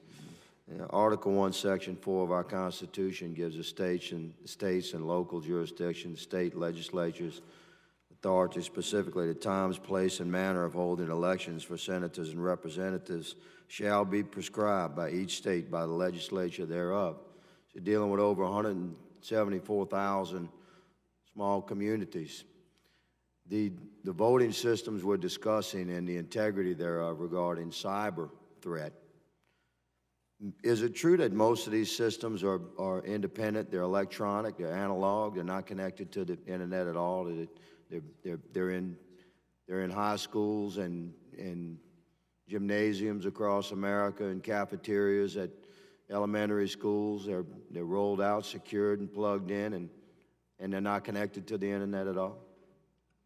So there is obviously a range of equipment out there from various vendors. the general best practice is, yes, they should be air-gapped. They should not be. There you go. I use that term. I just wanted to clarify that. We're dealing with scores of thousands of individual voting systems, most of which are not actually connected to the internet. Now, the threat is real and should be addressed, certainly, and this committee will do our job regarding election security. In the densely populated areas, there's obviously a threat to a single precinct would be more significant regarding numbers as opposed to more rural areas. Is that correct? I think the threats can vary. There are certainly situations where a more densely populated could pose a higher risk. In other words, a small percentage of error interference would have a greater effect on numbers in a more densely populated area and a more heavily voted precinct. It's possible. So it's a landscape across our nation that we must serve. And in my opinion, and those are my colleagues, I believe on both sides of the aisle, we need to move forward carefully. The cyber threats themselves, now that we've sort of categorized what we've got, nation states, rogue states, bad actors like Russia, Iran, China, North Korea, versus criminal element, organized crime. How would you differentiate between the cyber attempt to interfere with an election by a nation state versus a cyber attempt to interfere with an election by a criminal element within a nation state? So at this point, I think given the way the threat environment has blended and you have hybrid threat actors, I'm not sure that there's much of a distinction between nation states and criminal elements. Exactly.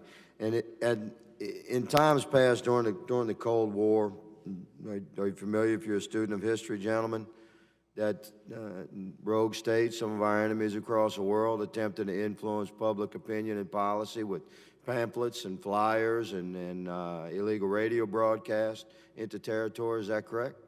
Yes, sir. So wouldn't that reflect in the modern era using social media and the attempt to influence public opinion and perhaps elections in that way? As we saw. So this is nothing new, is it? Well, as we saw in 2016, there were technical on-network operations as well as influence campaigns. Those activities, the influence campaigns in particular, continue today. And it's not just Russia. It continues today, and we need to adapt to the changing time. I thank you, gentlemen, for doing both. Mr. Hicks, as an American, in your opinion, sir, do you think that a voting precinct, again, of over 174,000 in our country that has never had an issue, never had a complaint, they have constitutional rights to run their own elections? See, this would include local and state elections as well as federal, of course. Do you think a voting precinct that's never had an issue or a problem with their system should be forced by the federal government to spend money and invest in manpower and change and receive interference from the federal government? I'll leave you to answer, sir. Thank you for the question. I wanted to clarify one quick thing. It's 8,000 jurisdictions across the country, and then the voting precincts of what you were referring to. I wouldn't necessarily say that there's never been any issues with any of those voting precincts. There are issues with every election as we move forward, and that's just the nature of elections. But we need to address and adapt to each issue as they arise. Well stated, sir. I yield back, Mr. Chairman. Thank you for your indulgence. Chair now recognizes the gentlelady from New York, Ms. Clark. Thank you, Mr. Chairman. I thank our ranking member, and I thank you, gentlemen, for appearing before us today. As a follow-up to a question my colleague, Ms. Bonnie Watson-Coleman of New Jersey, asked, how is DHS and EAC prioritizing outreach to the local governments, local level? Well, the former president of the National Association of State Election Directors was actually from New Jersey, and we worked really closely with him and all other states to ensure that the process was moving forward. So it's a high priority for us. It's one we take seriously, but it's not our only priority. DHS, #1 priority, more local engagement. Very well. There seem to be areas where state and local election officials have not yet resolved low-hanging fruit issues of their election security. For instance, the use of wireless modems to transmit election results. These practices needlessly introduce vulnerabilities into the process. What do you perceive as some of the low-hanging fruits in securing election operations, and might stronger, more vocal leadership from federal partners like DHS or EAC, or even the White House, move the needle on those issues? So over the last couple of years, we've conducted a number of vulnerability assessments at 26 plus jurisdictions, state and local. We've also conducted remote penetration testing. The interesting thing that we found was that of all those assessments, the findings were generally similar. Unpatched systems, misconfigured systems, lack of multi-factor authentication. So what happened is we took a lot of that learning across those assessments, worked with the Government Coordinating Council, which is state, local, EAC, the intelligence community, law enforcement, and put together, when Congress appropriated that $300 million, the last HAVA tranche of money, and provided some expenditure guidance. So our sense of things is that we have been pushing out those best practices, but there's certainly more to do. And on the point of the modems, and I used air quotes when I said air gap on a lot of the equipment. Yes, there is equipment still out there that has modems that's only used in very discrete circumstances. Nonetheless, absolutely, that's why I use my air quotes there. It is a best practice to disable or remove that capability. In some cases, there was simply no other alternative for jurisdictions in the 2018, so that capability was limited but left in place. Auditability can also help identify and spot any irregularities, but my sense and understanding is going forward that continues to be one of those priority actions, low-hanging fruit, as you mentioned. Thank you again. I think it goes from A to Z, from voter registration all the way to election night reporting, that all aspects of elections should have some sort of security to it. We've talked a lot about cybersecurity, but I also think that physical security should also remain high. And also we should continue with our quest to have all elections being audited, because then it remains, the confidence of the election remains high. The way that those audits are conducted can be done by each individual state, but I believe that, in my own personal opinion, that we need to ensure that we do all we can for confidence of the system. Because what I've said in 2016 and 2018, if you don't vote, then your vote definitely will not count. Well, I think part of the challenge, too, is at the local level, just the level of proficiency of the use of the technologies of the individuals who were employed to administer these elections. And I don't know whether you're getting a true sense of that across the length and breadth and depth of our nation, but I can tell you that there have been a lot of senior citizens that have this as a preferred profession, and not to disparage anyone, but they tend to be a little bit less concerned about cyber hygiene.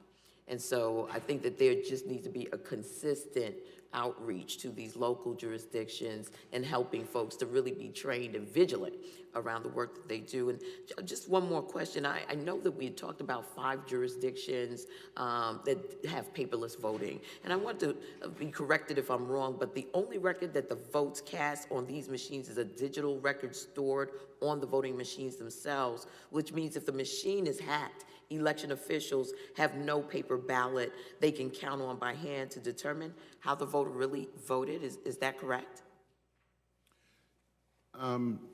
It's a lot more detailed than that, because all these systems have more than one redundancy for backup in their systems. But if it's hacked, how would you know? Well, it could be stolen as well. So there's all aspects of machines could be, you do a forensic scan of those machines to ensure that the ballots are counted correctly. So to the best of your knowledge, were any of these paperless voting machines used by states in 2018 elections running software that was out of date with known exploitable cybersecurity flaws? I would have to go to my staff to see what the actual scanning of those districts were, because it's not just those 5 individual states. There's other jurisdictions around the country as well. So It'd be good if you could get back to us with that. It's very important, as you talk about auditability, that we are exact in how these machines can be exploited. I would also point to the fact that a lot of these states are moving away from machines that don't have a paper component to them. We want to expedite that, right? Thank you. You're back. Thank you, Mr. Chairman. Thank you very much. Chair now recognizes the young lady from Arizona, Ms. Lesko. Thank you, Mr. Chair, and thanks for calling me a young lady. I really like that. I got to hang around here more often. My first question is for Mr. Krebs, and thank you both for being here. You know, we've hit on this a little bit with Mr. Walker, but there was a lot of media, there still is a lot of media out there about how the Russians allegedly interfered in the 2016 election, and I think we found out that a lot of it had to do with social media misinformation, and to Ms. Slotkin's points that a lot has to do with perception. If voters believe that their votes count and they're not being compromised, to your knowledge, was there any evidence, or is there any evidence, that the Russians or anybody else hacked into the actual election system and changed the outcome of the election on Election Day? And I'm not aware of any evidence that they had access or ability to influence the casting, counting, tabulation. Thank you. And the reason I think that's important is because there is a lot of confusion out there. And so we need to make sure that when we talk to people that we're not talking about actual hacking into the election system is what the media is talking about. However, we want to prevent it in the future, of course.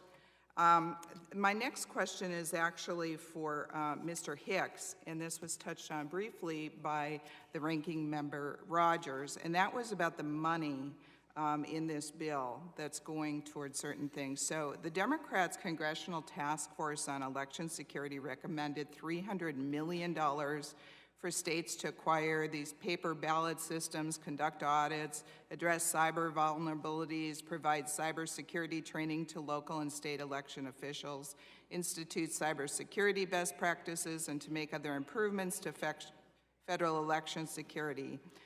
Through the Help America Vote Act, Congress appropriated $380 million in grants for fiscal year 2018 for these purposes. This bill, H.R. 1, which we're talking about today, authorizes $1.77 billion in grants. So why do we need to give states an extra $1.77 billion to do the same thing that in this task force they said they could achieve with $300 million? The states, from the states that I've traveled to all 50 states in the last 4 years or so, and the states have all indicated that federal elections occur every 2 years, and that the replacement of voting equipment from the 2002-2003 initial HAVA funds needs to be done. And the money that was put into the Help America Vote Act funds for 2018 did not just go towards machines. They went towards Title I, which gave states a lot of leeway into improving the voting process, whether or not that was voter registration, audits, communications, and other aspects as well. So, Mr. Chair and Mr. Hicks, so I don't know if you answered, why if in one report it said you need only $300 million, but this one is $1.77 billion, do you know why? I don't know why. I believe that they were going towards one aspect of the process in terms of, and I have to read back through the report, but I'm assuming that it was one aspect of what they were looking at as opposed to overall with H.R. 1, because I believe that they were just looking towards certain machines, but I believe that maybe H.R. 1 covers a lot more than just the one aspect of it. Thank you, sir. Thank you, Mr. Chair. I yield back my time. Thank you very much. As a point of clarification, the 1.77 $8 billion was for over 10 years period of time. So it was not just 380, a one-shot deal. So it's in anticipation that upgrading will be a constant rather than just static for one time. Chair, recognize the gentleman from Rhode Island, the former Secretary of State, Mr. Langevin. Thank you, Mr. Chairman, Director, and Director Hicks, thank you very much for being here and for your testimony. And Director Krebs, I want to thank you also, particularly for the work you're doing at CISA. I'm glad that agency has been reorganized and properly tasked, and we look forward to working with you and supporting you in your work. Obviously, this is one of the most important issues that we're facing as a country, been securing our elections from foreign adversaries that want to try to undermine and sow discord. And they've had a pretty effective, well-coordinated campaign, and we have to obviously get even better organized, and I know that we will. So I want to thank you and Assistant Director Manford for your support, particularly of my home state of Rhode Island. I had attended one of the final planning meetings before the election with our Secretary of State, Nellie Gorbea, who testified before this committee along with you, and also the DHS personnel in the room made vital contributions to that discussion. Someone who has overhauled an entire state election system, I understand the challenges of having the best equipment and making sure that it works well. When I reorganized and overhauled our election system, we didn't have to deal with the issue of course, of cybersecurity and threats from foreign adversaries trying to undermine us. So let me just say, one of the topics that came out of that meeting was coordination with media.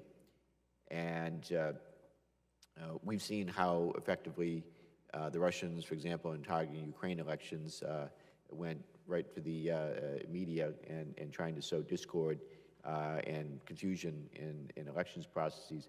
How have you engaged with local, state, and national media outlets to ensure that unofficial voting, vote reporting is protected from malicious interference?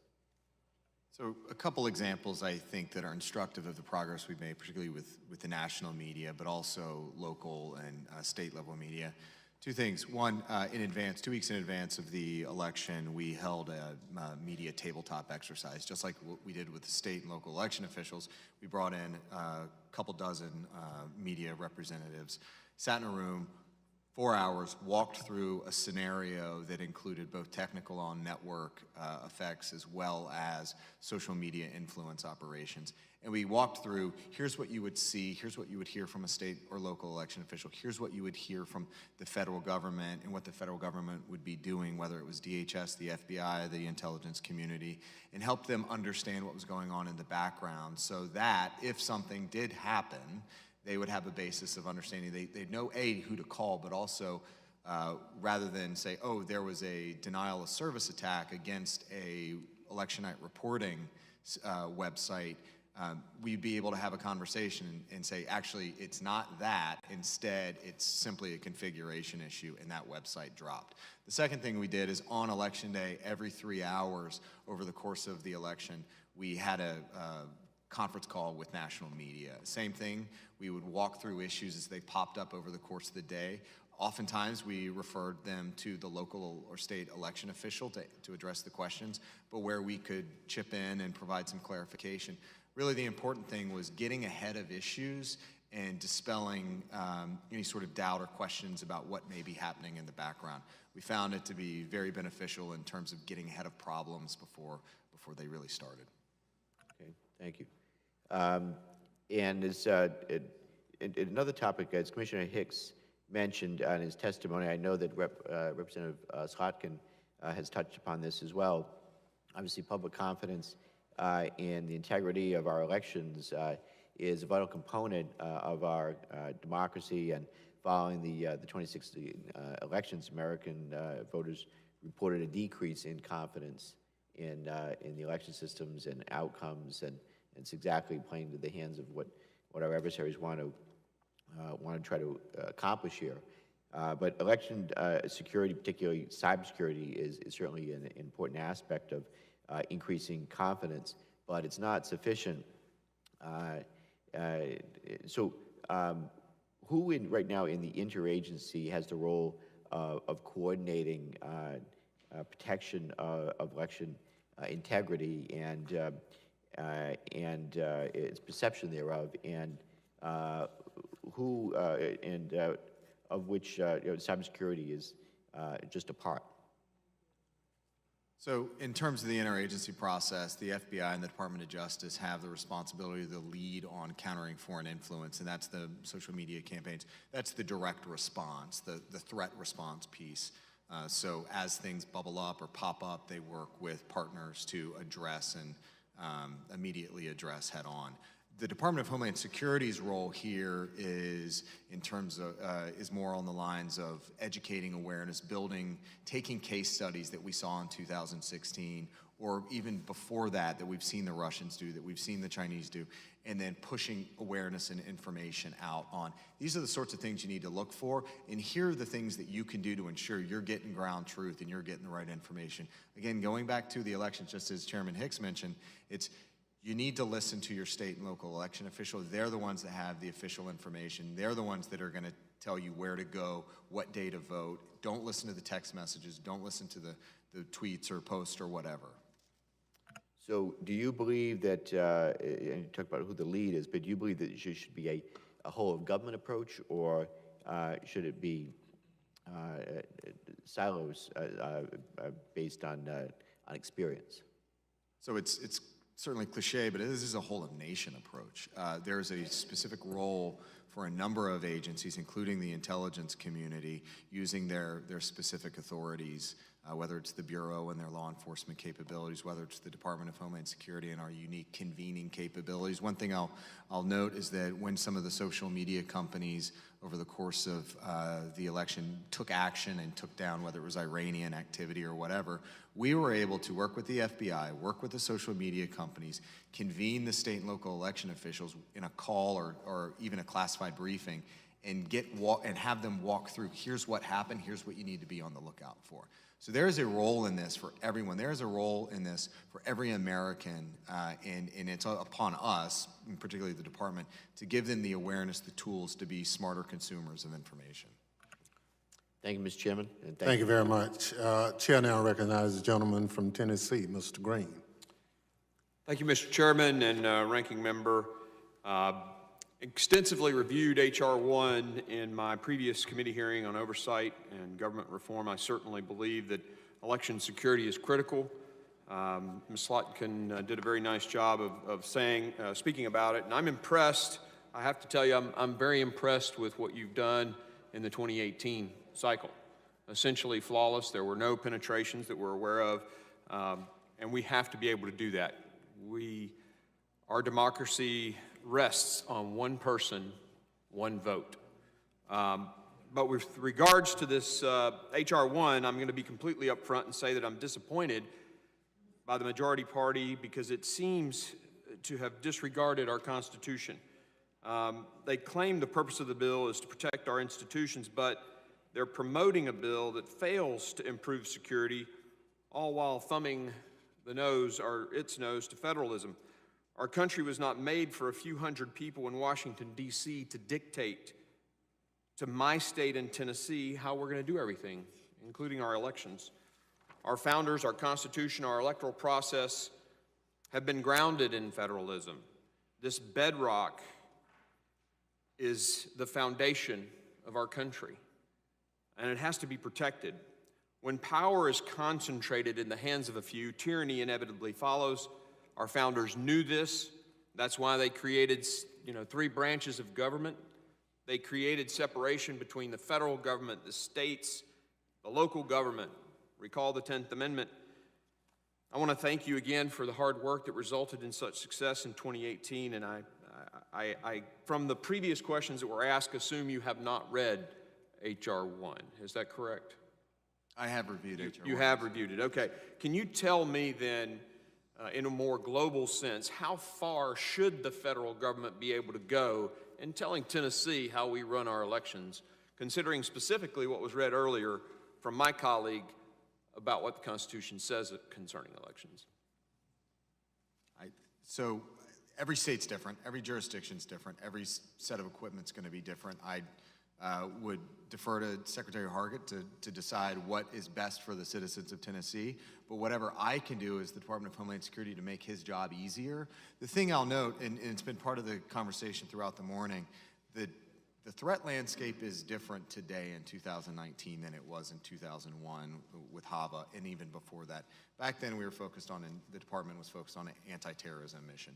Today we have the most active nation-state adversary landscape, certainly in my lifetime. That means that individual states, individual counties, individual precincts cannot go it alone against the full frontal assault of the Russian GRU or the Russian FSB. So I need to be able to provide whatever capabilities I can so that we can assure a collective defense across election security. Yeah, but as you've reviewed H.R. 1, I'm sure you know that it tells Tennessee we can't have voter identification. It tells us we can allow voter registration to happen on the day of the election with no way to verify it. That seems to me to be a violation of the Constitution, as has been read and is clearly articulated in the 10th Amendment. And that's more than just security. That's dictating how we run our elections in Tennessee. And quite honestly, that's offensive to us down in Tennessee. For Mr. Hicks, I do have a question, sir. You said there's about 8,000 jurisdictions, if I understood correctly. How many of those jurisdictions are identical? They do elections identical to one or the other? That would be a difficult question to answer. I believe that, each individual jurisdiction conducts their elections the way that they feel best for those constituents in their jurisdiction. But the Election Assistance Commission goes to these, once invited, goes to these states and jurisdictions to offer our assistance, whether or not that's the $380 million that Congress appropriated or other aspects through our clearinghouse or other aspects of it, because those jurisdictions might not know techniques or things that are being done in other jurisdictions, but we bring that to them so they can run their elections effectively. Well, thank you for that answer, and I really appreciate it.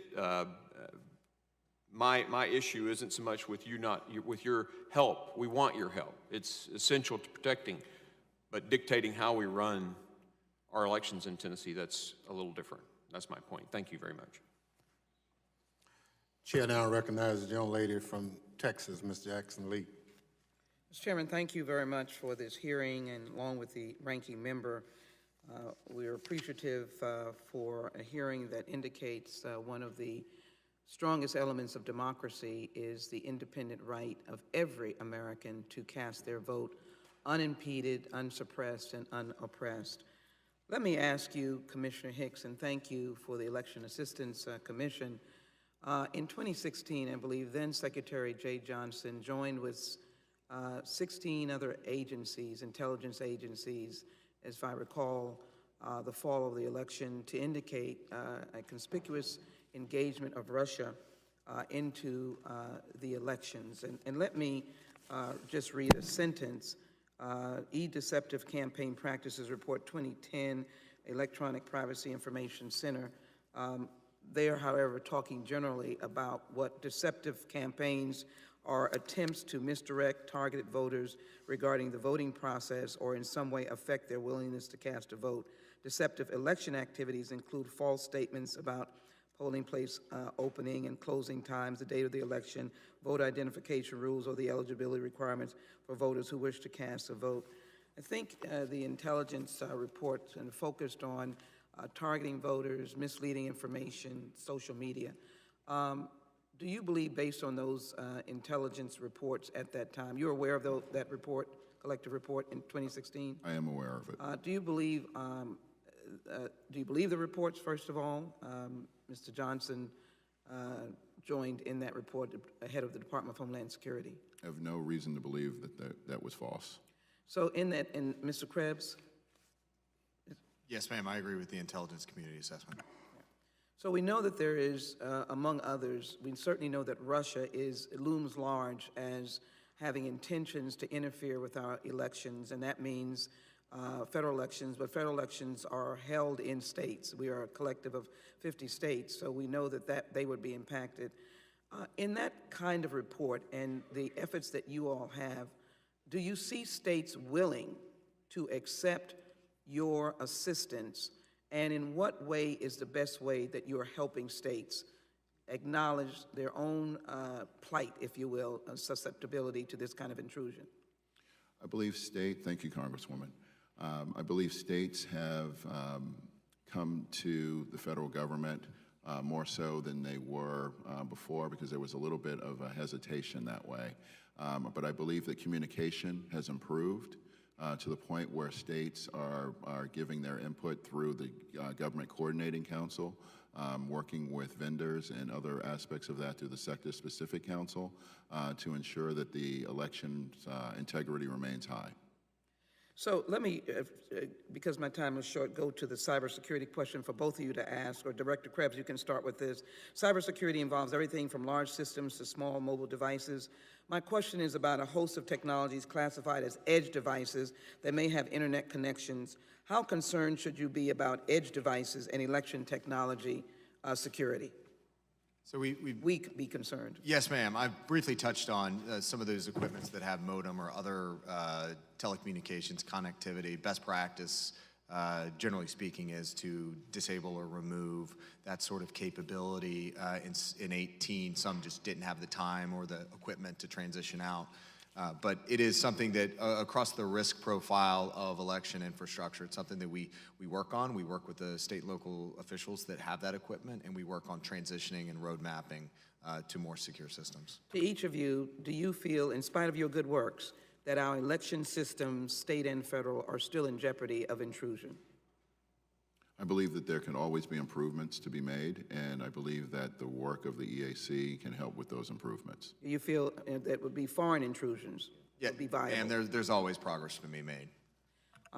Let me ask the chairman to submit into the record from the Brennan Center for Justice a study on securing elections from foreign interference. Ask unanimous consent. Without objection. And unanimous consent for e-deceptive campaign practices by the Electronic Privacy Information Center. Unanimous consent. Without objection. Two witnesses, just a yes or no answer. The help of this committee and legislative effort to improve your work along with funding, would that be of help to you, Mr. Hicks? Yes. Mr. Krebs? Yes, ma'am. Thank you very much. I yield back. Thank you very much. Chair now recognizes the gentleman from Texas, Mr. Taylor. Thank you, Mr. Chairman. Thank you, Ranking Member. Appreciate the opportunity to be here. So in 2011, I carried the MOVE Act compliance legislation for the state of Texas. So in 2009, on a bipartisan effort, Congress passed a law that allowed states to do, or required states to do a better job of helping men and women who are serving in uniform outside the United States to be able to vote. And that was a 4-year compliance period. So the states had 4 years to comply with it. And one of the reasons for that was that logistically, we had to change our election schedule in Texas. And so I'm sure my colleagues from Texas recalled that all of a sudden they were filing, instead of in January, they were filing in December. And that actually required a constitutional amendment that had to be passed by the citizens of Texas. And so in working on that, again, on a bipartisan basis, it took a lot of lifting on behalf of the state to comply with that piece of legislation. This legislation is far more ambitious in what it endeavors to do. Have you done a study, Mr. Krebs, of what different states laws they would have to change or constitutional amendments that they would have to comply with H.R. 1? Have you done that, Mr. Krebs? No, sir. We're focused on the technical aspects. Okay. And Mr. Hicks, have you done that? Have you analyzed what constitutional amendments or statutory changes will be necessitated by H.R. 1? We have not. Okay. I certainly hope, if this is a serious bill, if this is something we actually think will be passed into law, that we've thought about at some level what we're going to have to do at the state level, because we cannot comply with this at the state level unless we've really thought about it. I hope this isn't a show bill. Commissioner Hicks, in terms of balance stuffing of yesteryear, right? So we had, ballot stuffing with paper ballots. Would the paper ballot provisions in H.R. 1 return us to the system of paper ballots? I mean, is that what we're doing? We're kind of going back in time? I guess I would need to read back through it because I don't interpret it that way. So the way I read it is that it requires paper ballots. Is that not what you understand? For auditability. Right, but so for auditability, and I think this is an important distinction that we should lay out here. So time now, in my county, we have electronic machines that print out on an individual machine by machine basis an audit of every vote, so that can be gone through and done with an audit. So the machines are auditable through a paper trail, not of the ballot itself, but of of ballots are cast on that particular machine, if that makes sense. So as I understand this bill, everybody's got to stop using those machines and start buying new machines that are all paper ballots. That's my understanding of this. That's not my understanding, because there are some machines that might have a paper trail associated under glass. But it would be the verifiability of the voter to verify that piece of paper. Are there enough machines that will be manufactured between now and the beginning of the primaries in less than a year that we could actually implement this bill? I would need to talk to the vendors to see their capabilities of manufacturing those machines. So we don't know if it's even physically possible to generate the number of machines that would be required with this. I mean, I know there's funding in this legislation, but I'm just unclear whether or not it's even possible to logistically have all the machines in place. I would have to talk to the vendors themselves. So you don't know. Does anybody, Mr. Krebs, do you have any idea? I don't know, but I assume if there's money to be made, they'll figure out a way to do it. Well, and I think, and just as on a practical level, so actually in my home county, Collin County, Texas, I was actually an election judge before I was elected to the legislature. And in that process, I saw what happens when there are not enough voting machines. You have very long lines, people get discouraged, and they don't vote. And so you have a reduction of participation, which is it's a really disappointing event. It's a very sad thing when people show up to vote, they wait for an hour, they can't actually vote because there aren't enough machines. What provisions do we have in this legislation that would protect from that scenario? Because it seems like we're setting up in this rush to try to get a bill out the door to provide funding with very limited amount of time to put it together, so to speak, that we would make sure that we have enough voting locations that we don't have people lining up and then saying, I'm not going to participate, I'm not going to vote. I think states have done a great job of moving towards Election Day being the last day to actually cast their ballot. Some states have moved towards early voting or vote centers or absentee voting as well to alleviate the charge of having Election Day where 100 million people are trying to show up at the polls. Thank you. Thank you, Mr. Chairman. I yield back. Thank you very much. Let me, for the record, indicate for the members and the witnesses, we're technically here for only Section 3 of H.R. 1 bill. Some of the questions have gone to other sections of the bill, and I'd like for us to talk specifically about Section 3, which is our jurisdiction. Yeah, so I understand the interest, but I don't think the witnesses are prepared to address some of the questions that have been offered by the committee at this point. And that's just to make sure that we all on track. We now recognize the gentleman from New York, Mr. Rose. Chairman, thank you, and that's Staten Island, Mr. Chairman. There is a difference. Mr. Krebs, how you doing? I'm the incoming subcommittee chair of Intel and Counterterrorism, so I look forward to working with you. And I think you hit the nail on the head earlier, that it's clear that there are state actors, non-state actors that are probing the homeland across the board to figure out where our vulnerabilities are. And as they conduct that probe, our electoral systems are one of the things that they are analyzing. And so in line with that, I want to get a sense of when you are working with local and state actors, who are you talking to? Is it the Terrorism Task Force? Is it the Fusion Center? Is it the Secretary of State? Is it the governor? Is it the law enforcement entities? If it's all of the above, how do you do that? And what systems are in place to coordinate that type of multifaceted action? It is all of the above and even more. They're Homeland Security advisors and adjutant generals and things of that nature. My team, the Cyber and Infrastructure Security Agency, which you rightly point out, this election security issue is not just about cyber security threats. There are also physical security threats. There are insider threat. There are access to machines, manipulation of machines on device that we need to be thinking about. So we approach this as a cyber and physical security. But more broadly, from a counterterrorism perspective, the thing I've learned over the last couple of years is that secretaries of state they're natural risk managers. They have to plan for the hurricane. Look at what happened in the panhandle of Florida in the last election cycle. They've got to anticipate any nature of threat. And so as we work through, we do active shooter training and those sorts of activities. We have mechanisms in place, including my team has over 140 security advisors out in the field that work day in, day out with infrastructure owner and operators, with these officials. They conduct training, they do walkthroughs, they do security facility assessments. In a lot of cases, they provide reports back to the facility owner operator with suggested improvements. So, but just to push you for a second on this, my understanding then is that you don't have an entity that you're reaching out to coordinate this at the state and regional level, that it's incumbent upon you all, with these 140 folks, to be reaching out to all of these local entities, and it seems from our perspective that this is rather disparate. So specific to elections, we've developed communications protocols after some of the missteps of the post-2016 notifications, where we have a coordination protocol where we work with the state, the chief election official, the Homeland Security advisors. And so that is typically our point of entry specific to elections security. It would be great to see that. Yes, sir. And then just lastly, at the federal level, you mentioned that you have a convening responsibility, but who is actually in charge of this interagency process?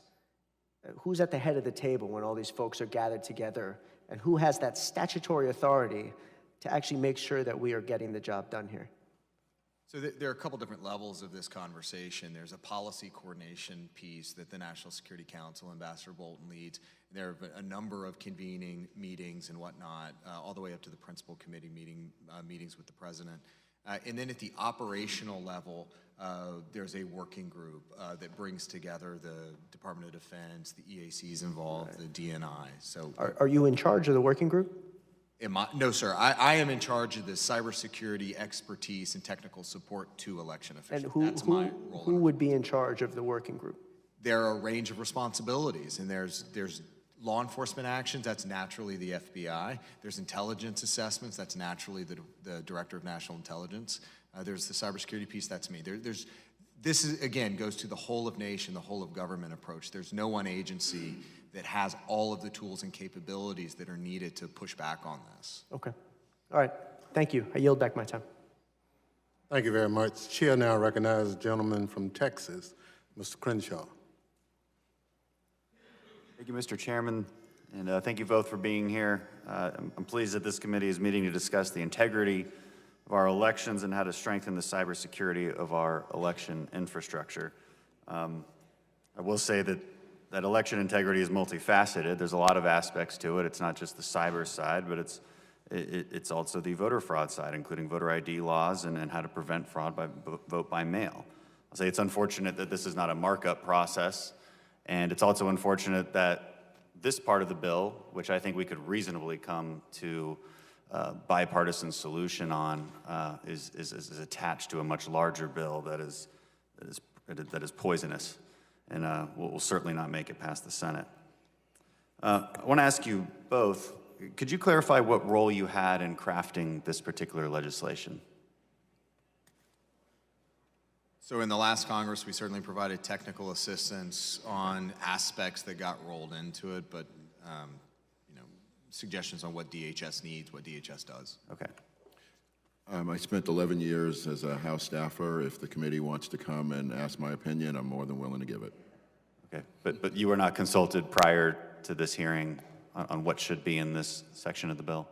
The committee, Chairman Thompson and then Chairman Brady invited me to speak before their task force, and I gave input there on various aspects. Is there anything missing from this section of the bill that you would recommend go in it? Are there new authorities or capabilities that, and I guess this is directed to you, Director Krebs, that DHS would need that are currently not in it? So at this point, again, I think the department has, generally speaking, the authorities we need to engage and support the election officials. Okay. One of the key provisions in this bill, it includes the expiration date on funds. It's asking us to spend a lot more money very rapidly, and I want to get a sense of how realistic that is from you all. Given the slow pace of upgrading election infrastructure, do you think that states would need more time and flexibility on this, given your experience working with them? I believe that the chairman had talked about that this would go over for 10 years, and in that cycle there would be 5 federal elections, allowing for states to make improvements overall. If I believe that the provision was put in there because of the original HAVA provision that allowed states to use those funds in perpetuity. So this gives them a deadline to actually spend the money, similar to the 2018 provision, which only allowed for 5 years. Do you have anything to add? Sir, our role is to help the election officials spend the money in the most risk-based and security-informed manner. Thank you, gentlemen. I yield. Thank you very much. Chair now recognizes the gentlelady from Illinois, Ms. Underwood. Thank you, Chairman Thompson, for calling this important hearing. And it's a hearing that's central to protecting our democracy, and I thank the witnesses for your testimony here today. My own state of Illinois was the target during the 2016 presidential elections, where the information of 76,000 Illinoisans were compromised by Russian hackers. And so while I'm relieved to hear from you that there are no known harms that were caused in 2018's midterm elections by nation-state actors, for me, and I think those on this panel, it's critical that state, federal, and local governments continue to collaborate to strengthen election security in the landscape of these ever-evolving threats. Now, my colleague, Congresswoman Slotkin, pursued a line of questioning with you regarding social media and some of the threats that you all have recognized. My follow-up question at the end of your response, sir, Mr. Krebs, is that you said that the enemy was changing tactics. And so what should we be looking for in 2020 to ensure that we are continued preparedness, particularly at these state and local levels? That is exactly the question. What do we need to be prepared for? We have a habit of defending against the last attack, and so we can close out the last avenue of attack. We can patch vulnerabilities. We can configure systems more securely. But if we've seen anything, the adversary gets ahead of us, anticipate. So what we are working through right now is what could an advanced actor do? This is a personal perspective, but I tend to think that they could look back and exploit, hey, we were in that system, we're in there again, but they might not really be there. Right. So they, in one way to look at it is the Russians in some cases are living rent-free in our heads.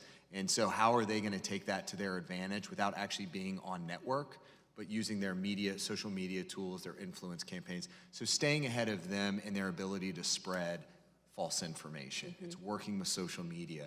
It's working with the traditional media in a content-neutral way, but getting ahead and anticipating the things they may try to push. But most importantly, and this is, again, goes to that whole-of-nation approach, what can we do to better inform the American people of the risks that are being presented to them and the information that's being presented, and again, to make them more informed consumers? So more concretely then, you perceive social media to continue to be a significant threat heading into 2020? I see from a cost, effectiveness, and risk perspective, that is probably, it's cheap to do, it's highly effective in terms of broad impact, and it's comparatively low risk compared to on-network activity. So I think that it's going to remain a tool in their toolkit. They continue to do it to this day. And what's most concerning is more actors, including the Iranians and others, are getting into that game following the lead of the Russians. Sure. And one of the trends that we've seen, at least in Illinois, is the rise in popularity of early voting. taking advantage of vote by mail, or as we call it, vote at home. And so wondering about any specific threats. Obviously, social media is probably less relevant in that stage of voting in an election, so just wondering if you had any specific threats that you might want to make this committee aware of. I'm not aware of any specific threats to early voting. The thing I'll note, though, is early voting provides us earlier opportunities to spot anomalies through the auditing process and other security fallback measures. So in some cases, it actually advantages the defender. And in your experience, every jurisdiction is engaging in that auditing process throughout the early vote period? I'm not sure I have enough information to say that conclusively. Where would we go to find that out? In part, we need to work with the EAC through some of their mechanisms. Okay, thank you so much. I yield back, sir. Thank you very much. Chair now recognizes the other gentleman from Mississippi, Mr. Guest. Thank you, Mr. Chairman. Follow up a little bit to what Congressman Taylor had talked about earlier. In Section 3001 of this act, it says that it amends the Help America Vote Act of 2002 to create a grant program for states to replace current voting machines with paper ballot systems for security improvements before the 2020 general federal election. Mr. Krebs, do you know what percentage of voting systems would have to be replaced to meet that requirement? Specifically, no, but I know that 5 states and the 83% of another very large state need to go through that process. All right, so would the other 45 or 44 and a percentage of the state that is not in compliance, would those current voting systems comply with what we're seeking to do here? I would have to do a little bit deeper research on there, but I do know that of those other states that may be nominally in compliance, they are still legacy machines. They're outdated, and some of them may not be supported by the vendor. It is a good thing to refresh and retire legacy systems. Okay, but as far as a percentage of systems that would need to be replaced, you do not have a percentage to give us today? Not with me, sir. We'd have to work with the EAC. Mr. Hicks, do you have any idea? I could talk to our staff to figure out what the exact percentage is, but I don't have a direct percentage right now. And do you have an estimate on the cost to comply with Section 3001? Mr. Krebs? No, sir. Mr. Hicks? In earlier testimony before the Senate Rules Committee, that question was asked about replacing aging voting equipment and compliance of what would be in this bill. I believe that to be between $500 million and $1 billion.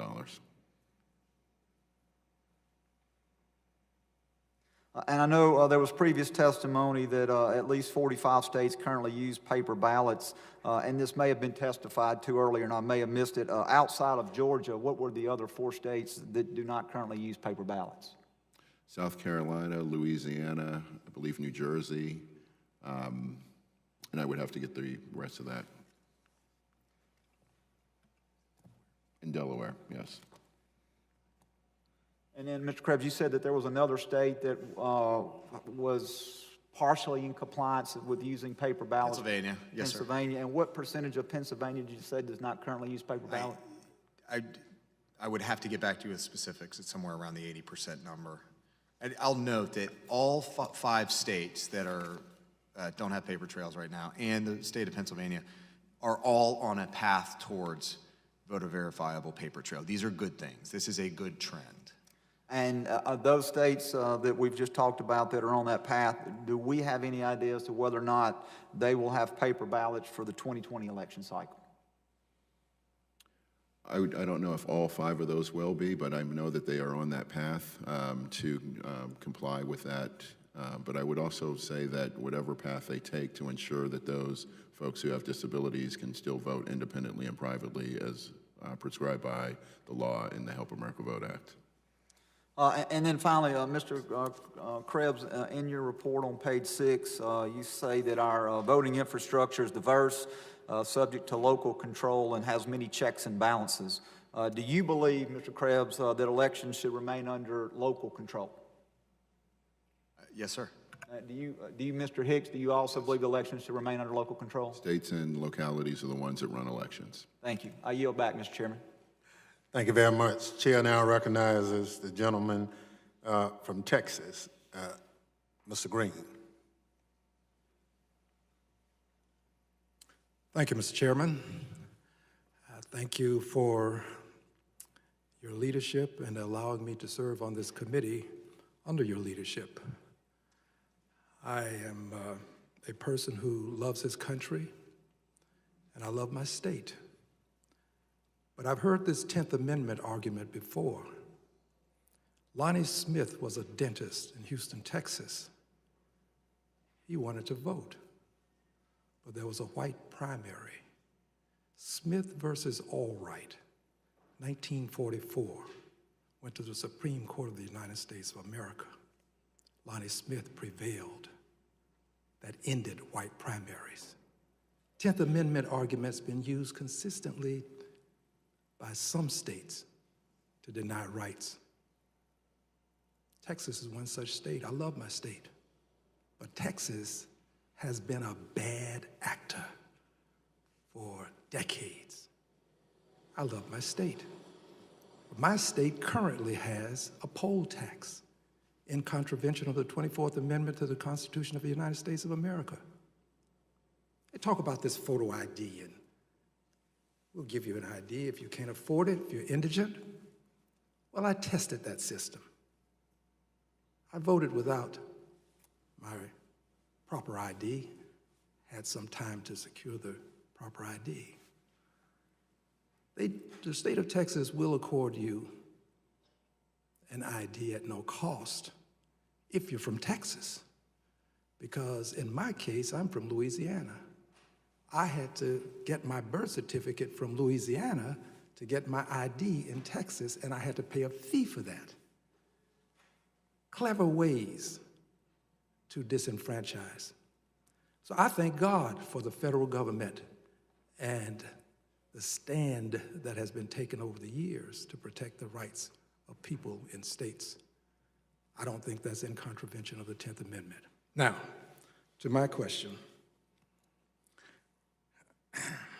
You said, Mr. Hicks, that the states are moving towards some sort of paper component, I believe is the phraseology that you utilized.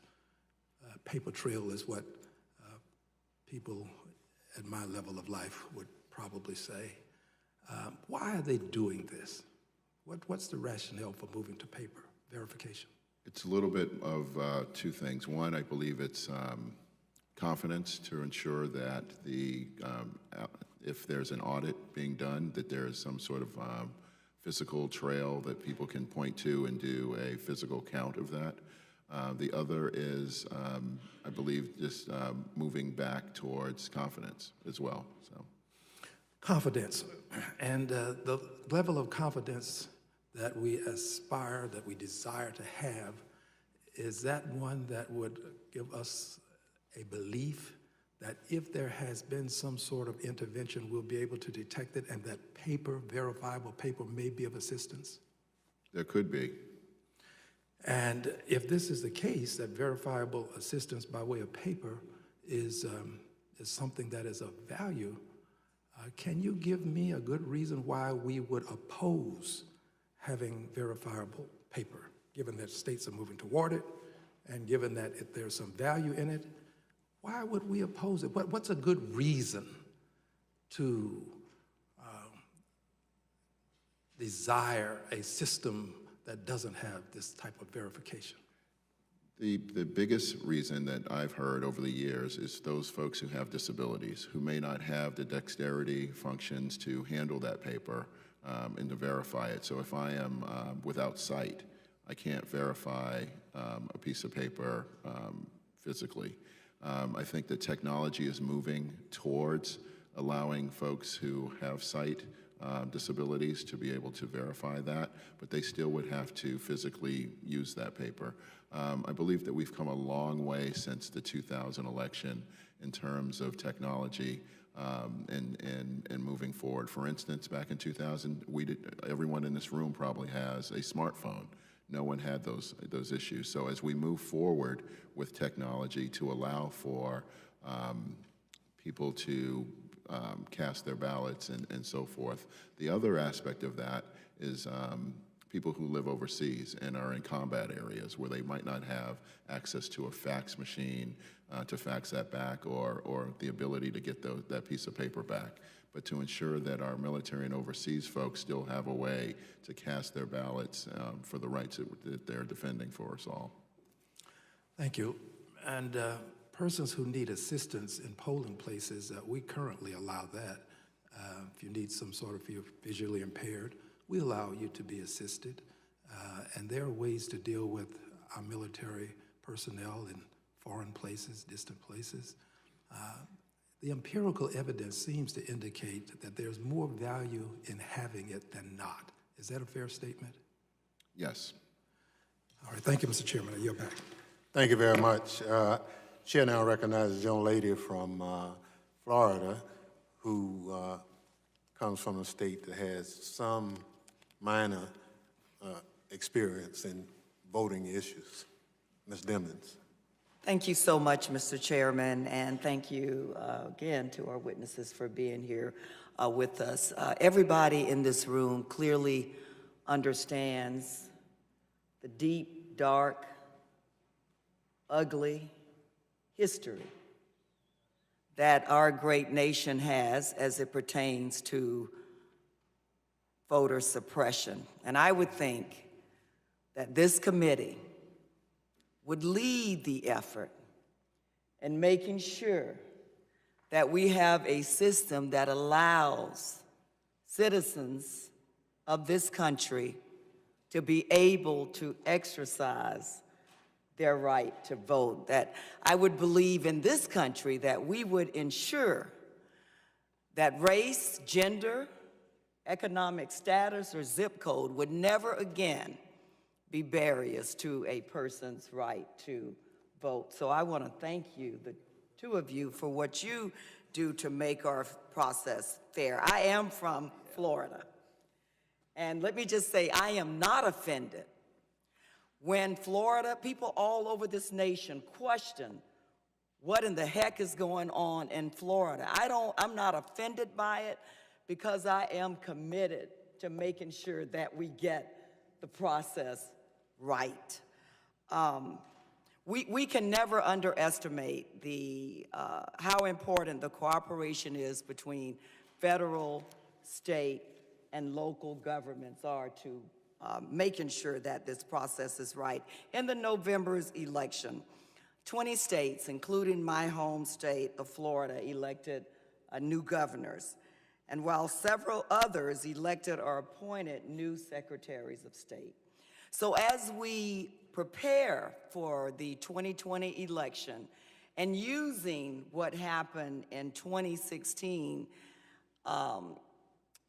kind of as a tool that we will not forget, looking at the vulnerabilities and the experiences of 2016, I'll ask both of you, what outreach have you participated in to secretaries of state, to new executive officers or governors to make sure that they are prepared for the 2020 process? Thank you, Congresswoman. That's a great question.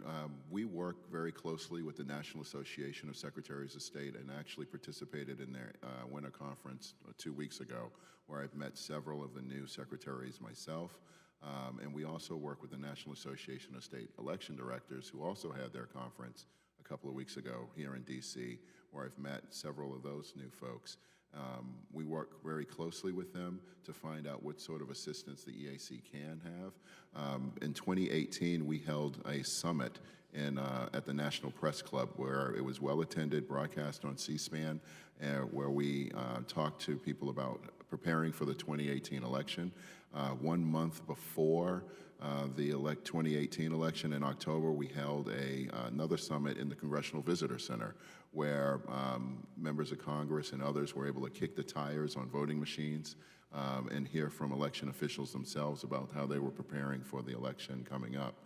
I believe that the EAC is looking to hold additional forums this year and next year with disability groups and state election officials and others so that we can continue our partnership.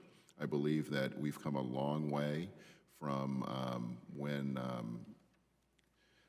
folks were not looking favorably upon the EAC, and I would ask that you talk to or ask the question to the secretaries of state, and I might be a little worried about this, but about how we're doing and moving forward. Are there other things that we can do to improve the process? But at the end of the day, this is a partnership where we hope to do what's best for the American people and ensure that the confidence remains high. I journeyed to your state in December to go down to Bay County and talk to folks and find out what actually happened and how they prepared for the election, since they were things were destroyed. They were cleaning out voting equipment with toothbrushes, basically, but they still pulled the election off. And we want to be able to provide them resources, not just monetarily, but advice on how to prepare for 2020 and moving forward. Thank you. Director Krebs? Briefly, I have the advantage of having a field force, 140 folks out in the field. Their top priority as these new secretaries were being sworn in was to get meetings on the books. Unfortunately, some of those meetings were disrupted by the shutdown, but those are back on the books. We are engaging full speed ahead. Great. Thank you so much, Mr. Chairman. I yield back. Thank you very much. Chair now recognizes the gentleman from Missouri, Reverend Cleaver. Thank you, Mr. Chairman.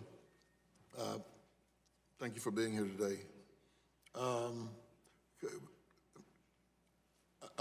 This is not a trick question, but I'd like for both of you, if you could answer the question. Do you think that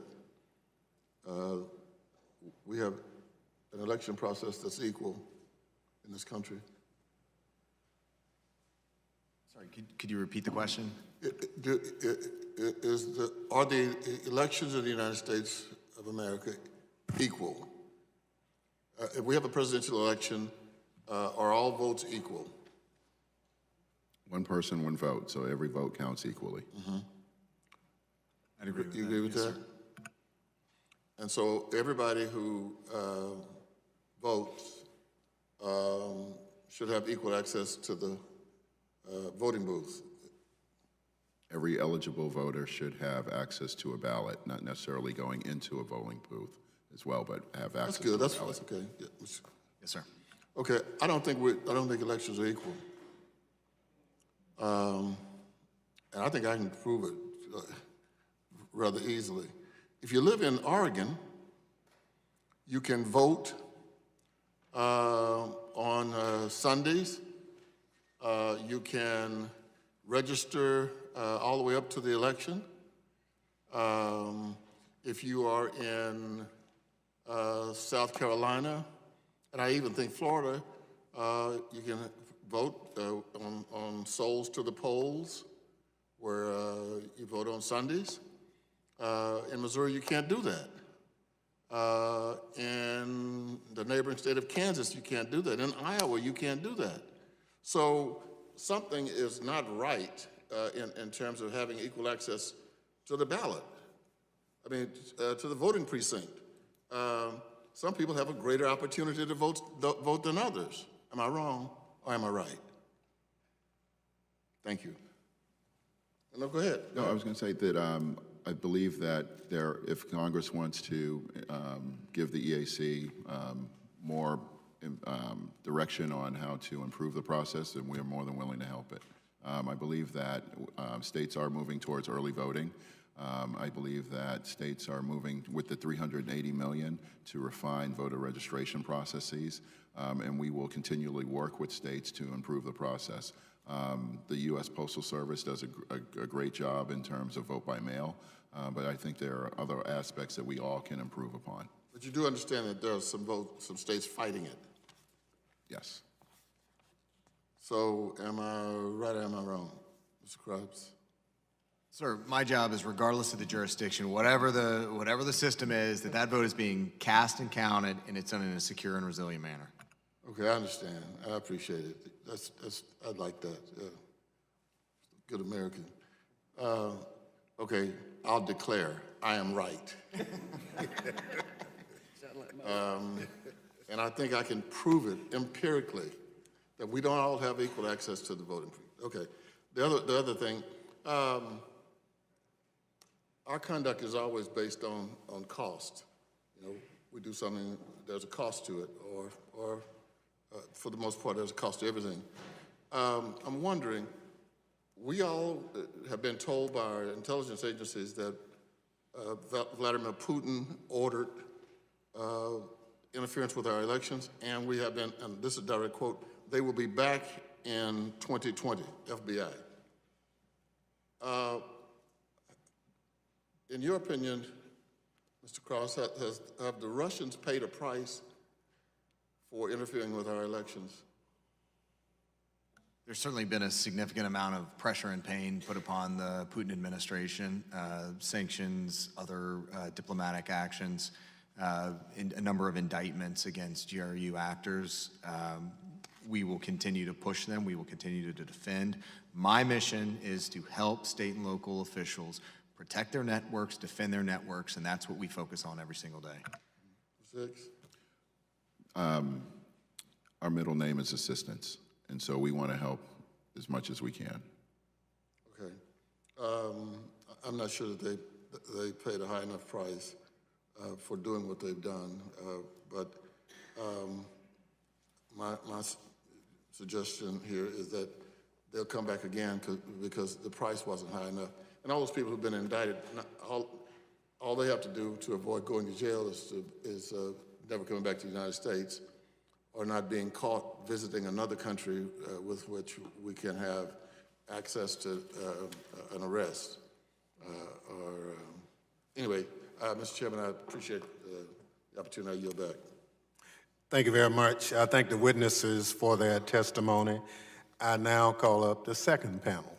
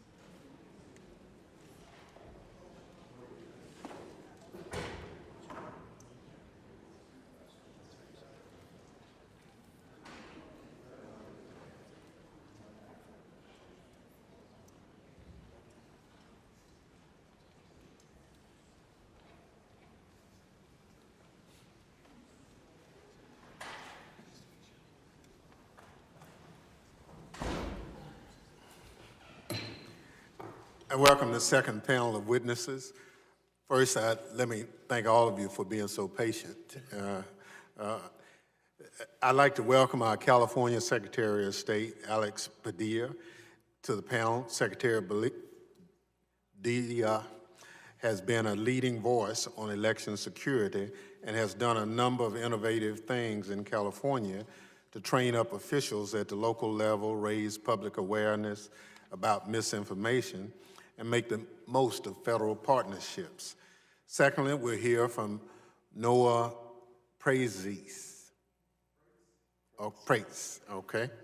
There is an issue with a Mississippian and an Alabamian in pronunciation,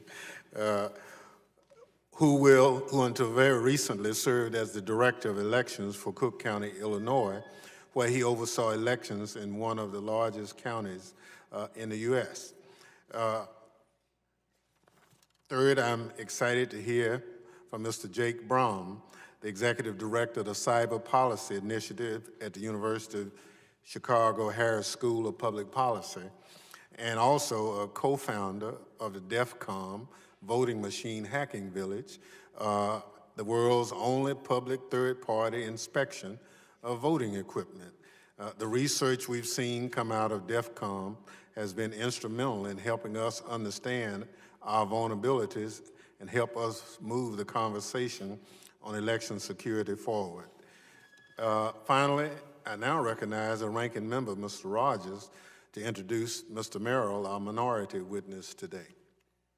Yeah, I'm very happy to have Secretary Merrill with us today. He's in his second term as Alabama Secretary of State, and is one, if not one of, he is the hardest working politician in Alabama, and he does a fine job, and I'm happy to have him here with us today. Without objection, the witness's full statements will be inserted in the record. I now ask each witness to summarize his statement for 5 minutes, beginning with Mr. Padilla. Thank you, Mr. Chairman, Ranking Member Rogers, and members of the committee. The defense of our nation's elections must be a top priority for all of government, federal, state, and local. After all, our democracy is under attack. Elections officials have taken seriously the warnings from intelligence agencies. Our elections have been and will continue to be targeted by bad actors, both foreign and domestic, who seek to disrupt and undermine public confidence in our democracy. We know these threats to be real because we see them every day. If we agree that defending the integrity of our elections is a matter of national security, then we must act accordingly. Yet despite the warnings and advice, our national response has been lacking. I've been asked to discuss what the federal government can do to help and to share what we're doing in California to better secure our elections. I'll begin by recognizing that both DHS Director Krebs and Senior Advisor Masterson are tremendously valuable partners. They have honored their commitment to timely communication with us when issues or concerns arise. And I will note that the importance of this partnership underscores the danger of unnecessary government shutdowns. With the 2020 elections quickly approaching, our collaboration must not be interrupted. Now, this partnership is only one component of a comprehensive defense strategy. We must also invest in election administration. The last time Congress approved new funding for elections was 17 years ago through the Help America Vote Act. The investments made as a result were by and large in equipment and technology that are now 20 years old. Today, it's not uncommon for elections officials to be searching online for replacement parts for voting systems that are no longer supported by manufacturers. Others are stuck utilizing old operating systems that cannot be patched or updated with the latest security software. So if we truly value our democracy, then we must commit consistent federal funding for elections administration and security.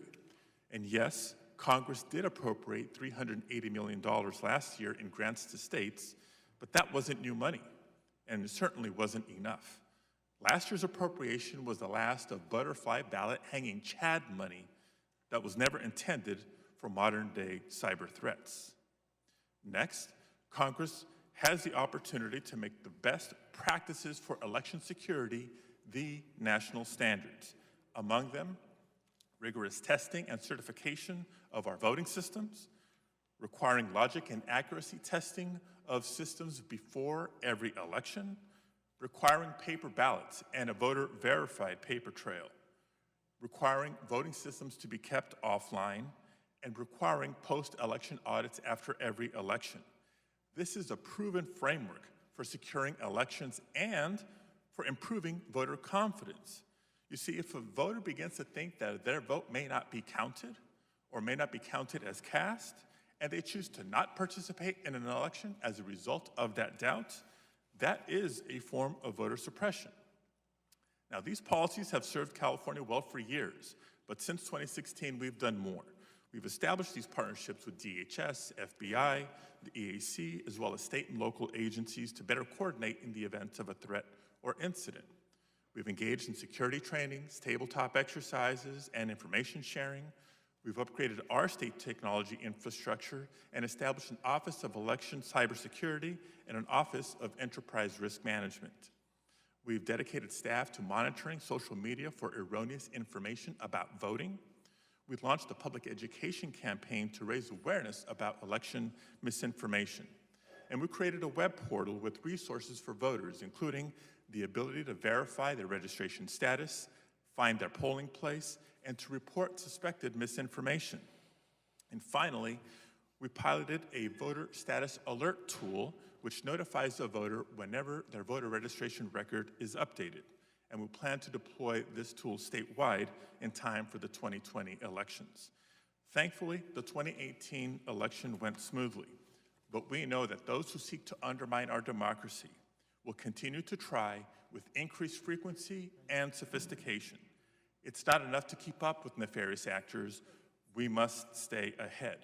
This requires us to continue to work together, to implement the best standards, and to make the necessary investments. Thank you for this opportunity. I look forward to your questions. Thank you very much. Next, we'll hear from Mr. Prates, who will, until very recently, served as the Director of Elections for Cook County, Illinois. Thank you, Chairman Thompson, Ranking Member Rogers, distinguished members. My name is Noah, and I was Director of Elections in Cook County, Illinois, and I speak to you from that experience today, and it's a real honor to do so. You know, when election officials certify results, they bestow not just power, but legitimacy that comes from the essential American belief that our elections reflect a trusted and true accounting of the votes. We secure the legitimacy by protecting two virtues, truth and trust, along two different fronts, infrastructure and information. Truth can be protected with policies and practices that ensure a fair and accurate count. Trust is protected by continuing to deliver services to our voters as expected. Election officials have been securing votes and voter records for a very long time. When I started, prior to 2000, we served mostly as logistics managers, kind of like wedding planners, making sure the right list of people came together at the right place with the right stuff. After Bush v. Gore, a whole new era was foisted on us with voting technology, new rules, and we became IT managers. And now, since 2016, we must become cybersecurity managers. Spurred by the need to defend against foreign adversaries, federal and state officials have been working very successfully to find a good balance of federal involvement in elections without trampling on authority that the states zealously guard. State election officials who protect statewide voter registration lists everywhere and more systems in some states, and who are often the spokespeople defending our institution, deserve great credit, particularly their lead blocking in 2016, but also their leadership in the lead up to 2018, by accepting the premise that we're a target and that we are vulnerable. The federal agency, led by Director Krebs and with Masterson's help, charged with providing direct support in this area, has also met the continuing demand for information and for services. Election officials remain committed to the security effort, even though there were no known impactful attacks against us in 2018, because we believe that good news is probably more a function of our adversaries not engaging than it is a result of our significant efforts over the last 2 years. And at the risk of being overly broad, I wish to underscore that local election officials are the ones who control, secure, and run elections. 108 in Illinois and over 8,000 nationally are on the front lines. We deploy a variety of connected digital systems, poll books, voter registration systems, informational websites, election results websites, Election Day command centers, not to mention voting systems. Each of these are a ripe target. Most local election officials are city or county officers, 2 or 3 people, and they're facing down shadowy, powerful adversaries, kind of like Andy Mayberry sent to repel an invading army. Locals need advice, support, resources for modern defendable technology and routine hand-counted audits, which can give confidence that the digital results are accurate. But secondly, and I think more critically today, they have a pressing need for top-notch personnel with the skills to navigate the current cyber battlefield. In Cook County, we undertook significant efforts in securing the infrastructure and helping raise awareness within the ecosystem. We concluded that to decrease the likelihood of successful attack, each local election official must have access to an election security officer. We suggested this be handled by a brigade of cyber navigators supporting local election officials. These navigators would adopt the mantra of defend, detect, recover. They help improve defenses following specific recommendations already out there from the Center for Internet Security or the Defending Digital Democracy program at Harvard. They establish breach detection techniques, and they help develop recovery plans for when attackers do successfully penetrate the first or second line. To accomplish this, navigators secure free support on offer from Homeland Security, state governments, and companies like Google, Cloudflare, Microsoft. They work with state and county IT staff, and critically, they'll work with the deeply embedded election vendors who are strategic partners that provide locals with much of their current support. Incidentally, Illinois lawmakers spent the HAVA funds you released on a Navigator program, with $7 million allocated to support each county, 108, more or less equally with human expertise. 9 navigators, each supporting about 12 counties and serving as their election security officer. The remaining HAVA funds were to be spent with some recognition that bigger counties like Cook County are likely more high-value targets. Voters should feel broadly confident that we have resilient systems and that election officials are taking this problem very seriously. But they should also understand that without continued investment in people and products, the possibility of a successful attack increases. Some losing candidates are already apt to call their defeats into doubt. A new digital breach, no matter how far removed from the vote counting system, could turn sore losers to cynicism, disbelief, even revolt. That's the reaction our adversaries are looking for. The bottom line is we cannot eliminate every chance of breach. We can make sure that successful attacks are rare, and we can provide assurances that we are prepared to recover quickly when they happen. We do this with support at the local level. Thank you. Thank you very much. With much excitement, we've been anticipating Mr. Braun's testimony.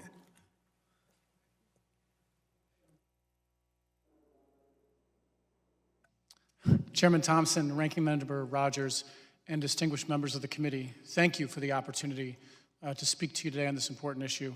I also want to thank my co-panelists, Secretary Padilla, Noah Prates, Secretary Merrill. They have led this nation in securing elections and have become a model for other election officials around the country to follow. And so with that, I am Jake Braun. I am the Executive Director of the University of Chicago Cyber Policy Initiative at the Harris School of Public Policy. I'm neither a technologist nor an election administrator. However, I've been working this issue for about 15 years from 3 kind of distinct vantage points. A few years ago, I worked on voter protection issues for multiple presidential campaigns. Then, during my time at DHS, I worked on this issue from both a homeland and national security perspective. And then most recently, I co-founded the DEF CON Voting Machine Hacking Village. DEF CON is the largest hacker conference in the world, and the Voting Village, as we like to call it, is the only public third-party assessment of voting equipment on the planet that we're aware of. And one thing that has become clear to me, as I've worked on these issues from these very different perspectives over the years, is that this is a national security issue. This is not kind of an election administration nuisance. What I would argue that the committee is solving for here is they're not solving for dangling chads. They're solving for how do we stop an existential threat to the United States from undermining our elections. And so let me give you a few kind of key findings from the most recent DEF CONs that help elucidate that point. So thing 1, the supply chain for the equipment, both the software and the machines, is global. And many of these parts are made in places, nations that are unfriendly to the United States, like China. Hackers, nation-state hackers, could put malware on firmware for these machines and other devices used to implement elections, and hack whole classes of machines all across the United States all at once and never have to leave the Kremlin. That is not something that any local election official can be expected to deal with on their own. That is a national security issue, and therefore Congress must act to support them. Secondly, both DEF CON, the Senate Intelligence Committee, and OWASP, which is the national or global head of website security, have identified nearly identical threats to website attacks across the country. On top of that, as was stated previously in this hearing, there are multiple states that don't have paper trails, much less audits in place to re-engender trust if there was an attack on their elections. And so it may be simply an attack on election reporting website that undermines trust in an election, especially in states like those without paper trails and audits. On top of that, there's been reports since 2016 that Russia has actually hacked election results reporting websites in the United States already. And on top of that, we know that Russia did this in the Ukraine, where they coupled their attacks on the election reporting websites with fake news they put out saying that their candidate had won when in fact he had not. And all of this together, fighting back an onslaught of attacks from both a cyber and media perspective from a nation state is something that no local election official can be expected to do. That is a national security threat, and therefore Congress must act to help state and locals deal with it. Finally, the cyber industry itself the election industry itself is cyber immature, as we may say, meaning that oftentimes, even when vulnerabilities are told to vendors, they don't get fixed. For example, back in 2007, there was a vulnerability disclosed to a vendor and for a specific machine. This machine is used in 23 states, counts millions of ballots in a national election, often thousands of ballots locally in a particular jurisdiction. And we went back and looked at that same machine at DEF CON last year, and that same vulnerability still persisted. So over a decade later, the vulnerabilities still have not been fixed. And to be clear, the attack that was used on this machine is an attack that could be carried out remotely by foreign hackers on foreign soil. It's an attack that can jump the erroneously named air gap and take over a machine completely to delete or add whatever types of votes you would want. And by the way, this all may sound very hard. However, most of these attacks were done by hackers that are generalists with no previous access to the machines, no knowledge of the machines, and no specialized training on how to attack these machines. Okay, so that's all the bad news. But there's a few good things to highlight here. One of those things is the security measures in this bill. They are very good. I think that my colleagues have highlighted some incredibly important things like audits, paper trails, improving cyber hygiene, money to state and locals who desperately need it to improve their cyber hygiene posture. But there's also a few other things. Number one, there's money for R&D. The current state of the machines nationally is such that they are essentially unsecurable, and we desperately need new machines around the country. However, the market for machines is such that the margins are so slim for the vendors that they will never be able to put the money needed into R&D to create machines of the future that can secure our elections. And so Congress thus needs to help with that. Number two, there's a very innovative bug bounty program in there, which I think creatively helps solve the cyber workforce problem, which is a very serious problem. And then finally, there's a vulnerability disclosure component to it. And so thank you very much, and I'm happy to answer any questions. Thank you very much for your testimony. I now recognize Mr. Merrill to summarize his statement for 5 minutes, or do the best you can do. Thank you, Mr. Chairman. I will. I appreciate that. I'm honored to be with you. Ranking Member Rogers, thank you so much for the invitation to come and share with you all today. I'm John Merrill, and for the last 4 years and 25 days, I've had the privilege to serve as Alabama Secretary of State. In our state, as in 35 plus other states in the Union, the Secretary of State is the person that's responsible for the election system in that particular jurisdiction. And I think it's important for you to know some of the things we've done in Alabama and some of the thoughts of some of the people that I represent that have similar positions to the one that I hold. As far as Secretary of State's role is concerned, we have pre-election, election day, and post-election activities that we're responsible for. We coordinate all voter registration efforts in our state. We certify the ballots. We also monitor and enforce campaign finance laws at the state level. We ensure participation in the elections process through awareness campaigns. We have election day and election night reporting systems that we've created, and we compile and certify election results. We also engage in partnerships with our public and private partners and independent partners in different ways. We work with our county and municipal governments as well as federal agencies when it's appropriate, including but not limited to the Election Assistance Commission, the Department of Justice, the National Guard, the Department of Homeland Security. And our relationship with those entities has improved over the last 3 years since we had this type situation first introduced to us. In our preparation for the 2018 election cycle, we concentrated in the areas of cybersecurity, election integrity, which also includes enforcing the laws. And we use paper ballots in Alabama. We're going to continue to do that. And by federal law, anybody has to retain the federal ballots for a period of not less than 2 years. That's federal law already.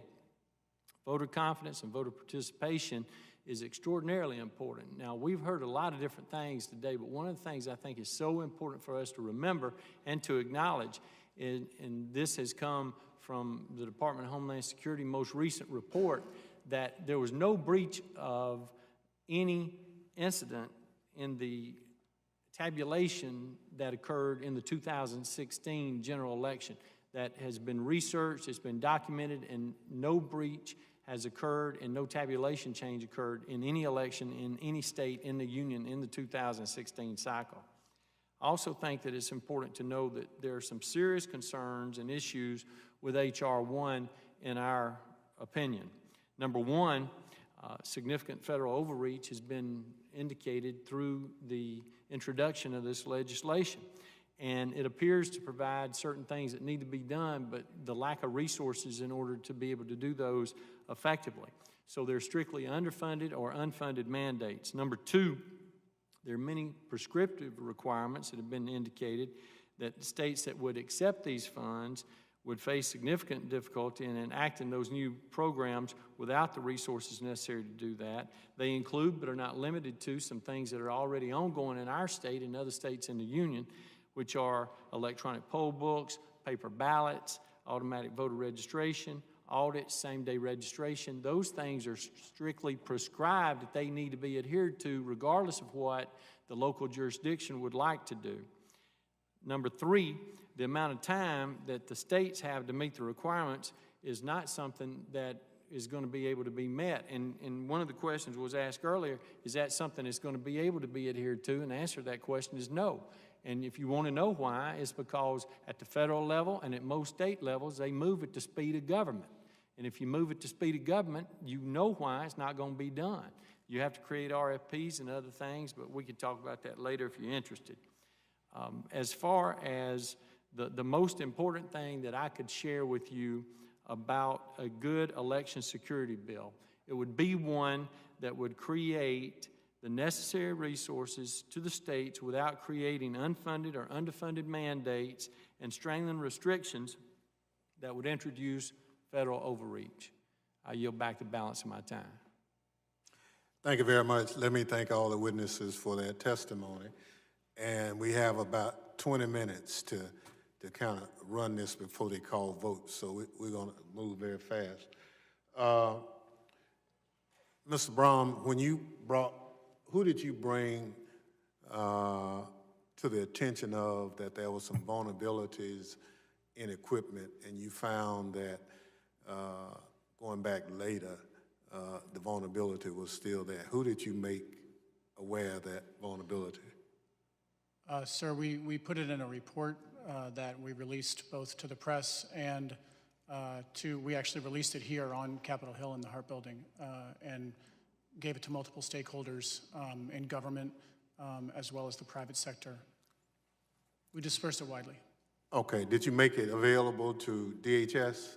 Oh yes, we sent them advance copies as well as the final copy. Okay, did you get a comment back from them in any way? I did not, sir. Okay, thank you. Mr. Merrill? Yes, sir.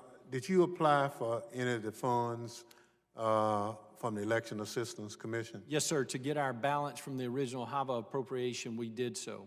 How much did you get? About $6.2 million for the state of Alabama. Could you have done what you did without that money? Well, we have, Congressman. We have not spent a dime of that money yet because the things that we're planning on introducing, the continuation of the purchase for electronic poll books, which we have 30 of our 67 counties that are currently using it, and the introduction of additional audit procedures that will be in place that will cost us some resources, and some other things that we're doing in the area of cybersecurity where we have to provide an appropriate match for that purpose. Everything that we've done so far, and we've done a number of things. As a matter of fact, if you'll let me just mention some of these. No, you just answered my question. Yes, sir. Yes, sir. You got $6.2 million, right? That is correct. You anticipate to spend it? Oh, we're going to spend it. Okay. Yes, sir. That's what I'm trying to get at. Oh, yes, sir. So you saw the need for additional resources? Congressman, I always see the need for additional resources. Okay. Yes, sir. Mr. Padilla, couldn't you tell us how much California received? California's share of last year's appropriation was about $34 million, and it is pretty much being spent, if not having already been spent in the current fiscal year budget. And it's in a number of areas. Some of it is in hardware, software upgrades to our VoteCal, which is our centralized voter registration database. Others for security improvements in counties' access to that same database. We've dedicated some of the funding, per AACDHS recommendation on training, right? Cyber training is as important as cybersecurity to make sure staff at the state and at the local level are practicing all the best cyber hygiene practices as well. And I want to make a special comment on the timing of this, because I've heard this throughout the Q&A of the first panel. Is there enough time? Is there enough time? Is there enough time? It sounds like an argument to not move forward with offering states additional resources. There are ways to expedite how that money gets from the federal government to the state government down to the locals who need it the most. First of all, Florida 2000 triggered HAVA. HAVA was 17 years ago, and the final disbursement of those dollars was just last year. The federal government can move more quickly in appropriating, not just approving, but appropriating the monies to states. The 2016 election kind of revived a lot of these conversations, yet it wasn't until April 2018 that those final HAVA dollars were moved. So the federal government can move a little bit quicker. At the state level, we've learned how to accelerate that money, the investments being made at the local level by entering into contracts with counties to move their money to them on a reimbursement basis.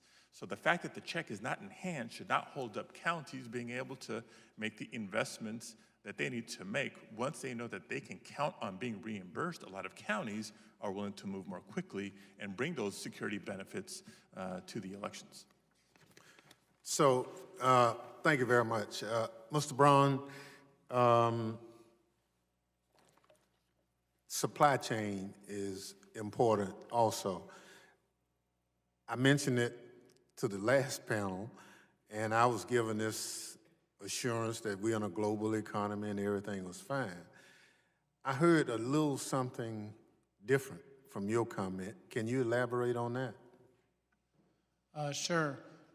This is kind of a known thing that Russian hackers, as well as other nation states, hack parts in the supply chain all the time. I think, anybody who questions whether supply chain or remote hacks are possible, just look at Stuxnet. Those centrifuges were buried in concrete vaults underground in the desert, and folks were still able to get in there and take those out. And anybody who thinks that undermining our institutions and our democracy is any less of a strategic importance to Putin than taking out the Iranian nuclear program was to those who did that is very mistaken as to the Right, I agree. So we have to, on that end, pay close attention to who providing the equipment for our elections. Without question, there needs to be assessments of the parts and where they came from, and inspections of them, and whole regime put in place for that. Thank you. Yield to the ranking member. Thank you, Mr. Chairman. What I've been making the point in my earlier questioning and trying to emphasize is Secretary Merrill said he hadn't spent any of his money yet, and Secretary Padilla said he started spending it. It just takes time. This money's not going to fix anything just in 1 year. It's going to be a process. It's, in most cases, going to take several years. And that's been my only point. Secretary Merrill, the purpose of this hearing is to review H.R. 1, even though we're not going to be marking it up. Is there anything in H.R. 1 that you find helpful to you in securing elections? No, Congressman, there are some things that we find restrictive because of what we would have to do to adhere to certain guidelines that are in the bill that are associated with the allocation that would accompany it. If we were marking it up, which we're not, what would you suggest we do to improve it? Well, one of the things that I would encourage the members to do is to make an appropriation that established some level of guidelines but did not have strict adherence that had to be met, so that the local state or the local jurisdiction would be able to purchase equipment or be able to purchase services or be able to purchase types of products that were necessary for them to administer their elections in the way that they saw fit and the way that was best for them. Because in my mind, it's always best to make those decisions at the local level as opposed to the national or the state level going down to the local jurisdiction. Secretary Padilla, same question. What would you do if we were marking up H.R. 1 to improve it, if anything? I appreciate the opportunity. So there's an element of H.R. 1 that establishes not just timetables for DHS testing and certification of voting systems prior to their being used by states. That element fails to recognize there's a handful of states, California being one, that has established testing and certification at the state level, where we statutorily require our state standards to meet or exceed the federal guidelines. So an allowance for those states to test at the state versus requiring a duplicative federal testing or certification, and as long as the timetable suits us in terms of properly administering the elections, that flexibility will be helpful as well. Let me ask this. You heard Mr. Higgins earlier in the questioning, the previous panel emphasized that there are scores of thousands of voting locations around the country. When you get the HAVA funds, and this is for Secretary Padilla or Merrill, do you prescribe standards that counties must adhere to for you to fund their purchase of equipment or training? Yes, sir. Actually, that's done, Congressman, in the legislation that was approved when HAVA was first adopted. One of the things that we discovered was that was not always being adhered to whenever that appropriation came and it was approved at the state level. So we made sure that we have had training and we provided training to our local jurisdictions as well. So you just don't write a check to the local city or county? Certainly not. And you say that's a federal requirement? Yes, sir. There are certain guidelines that were established in the HAVA appropriation that said these are permissible expenses. And if you go outside of that, then somebody should be held liable for that. That has not happened in the past. Another frustration that we've experienced is when those additional dollars came, they were complementing what happened in 2003. Well, what happened in 2003, and of course, that was your first session in the Congress, was that there was no deadline on when those funds had to be expended at the state or local level.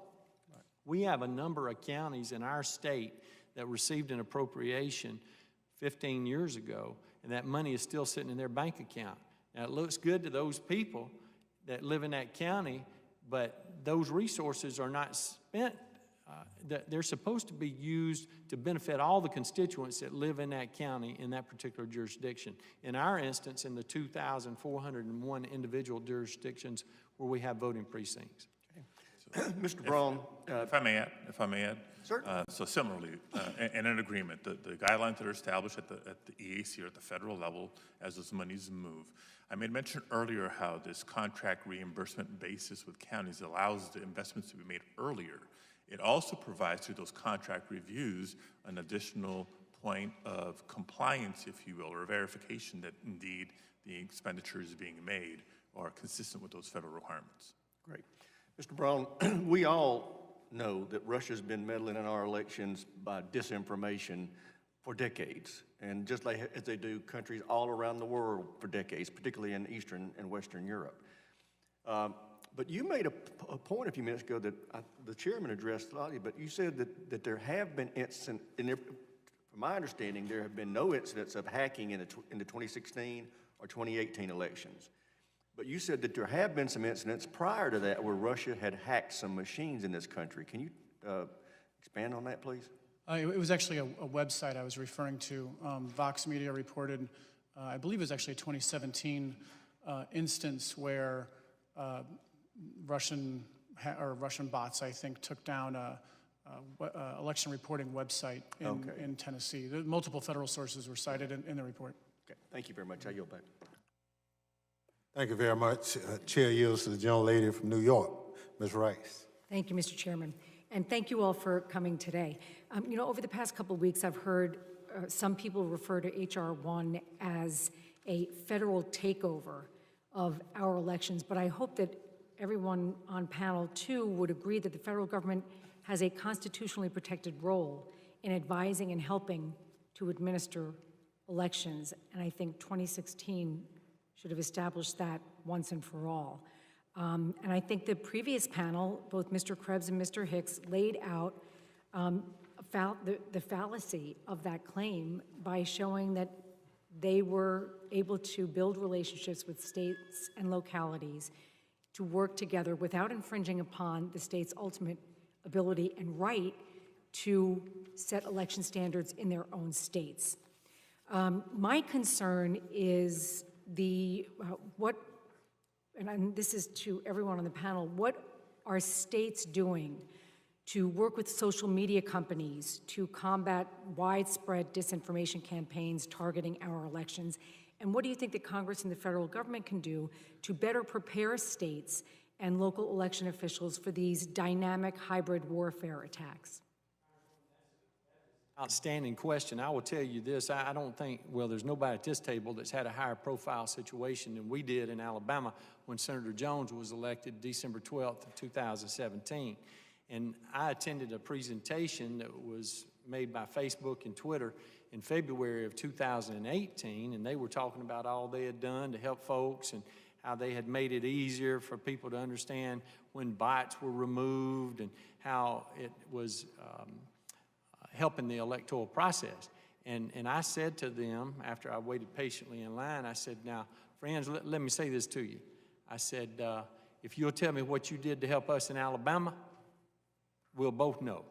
Because they were talking about what they had done in ours specifically. They didn't do anything to help us. Now, subsequently, we came to Washington and had a meeting with Facebook and talked to them about what they could do and how they could be more helpful. And one of the things they've introduced now is that whenever you get ready to purchase an ad on Facebook, they communicate with you directly through a card that is mailed to a particular location, so you know if that individual is making the purchase is a United States citizen.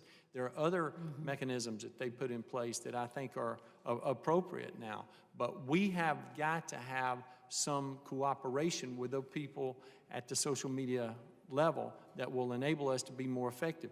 We were actually able to have ads removed from YouTube and Google because of the work that we did, but we had a difficult time with Facebook. Twitter was also very, very supportive in what they did to help us. In my oral remarks, I made reference to the creation of an Office of Election Cybersecurity, as well as an Office of Enterprise Risk Management in California. In my written remarks, I expand on that a little bit. Some of the initiatives within the election cybersecurity efforts included, we branded VoteSure.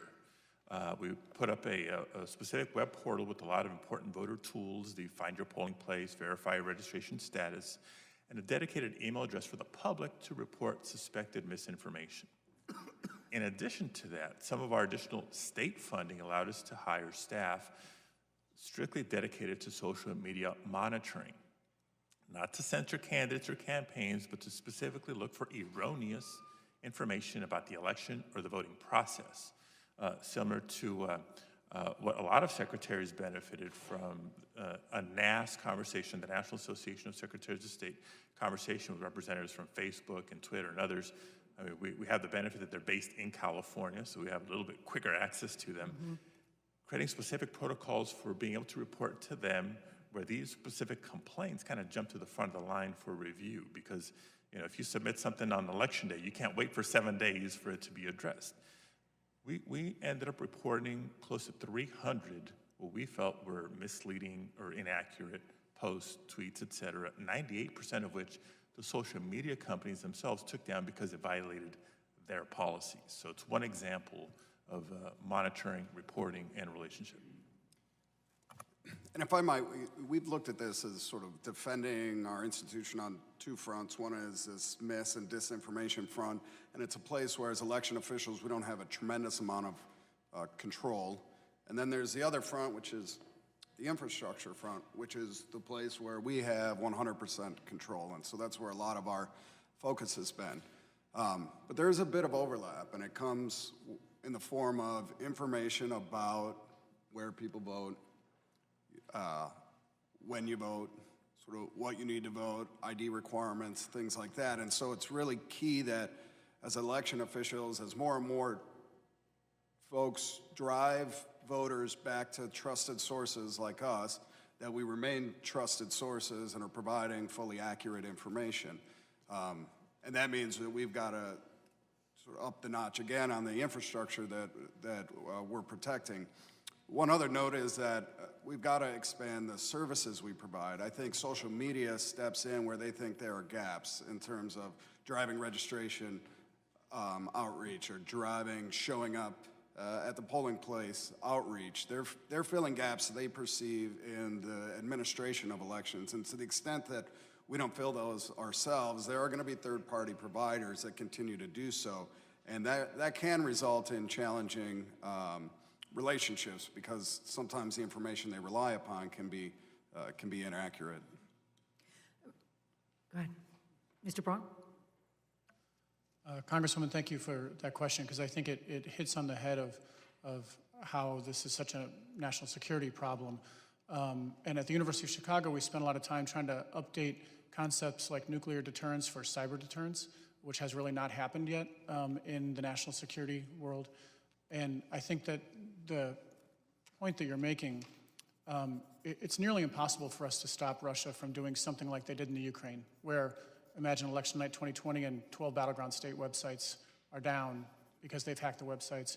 And then Russian media is announcing that their preferred candidate had won the election. It would be chaos. And we can't really stop it from happening without a strong deterrence regime. And that's not in place yet. And it's something that, the national security establishment really needs to think through and implement. Thank you. Mr. Braun, I couldn't agree with you more. And let me just end with this thought.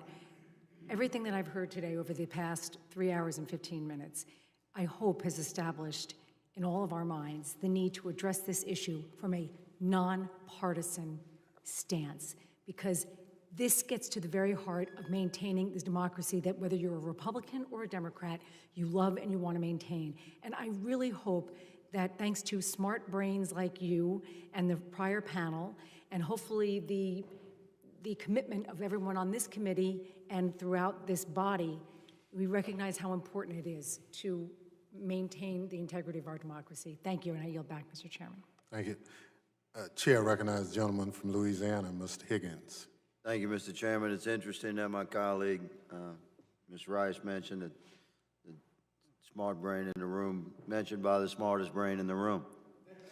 Gentlemen, thank you for your service. My question is going to be to both Secretaries of State, Secretary of State Padilla and Merrill.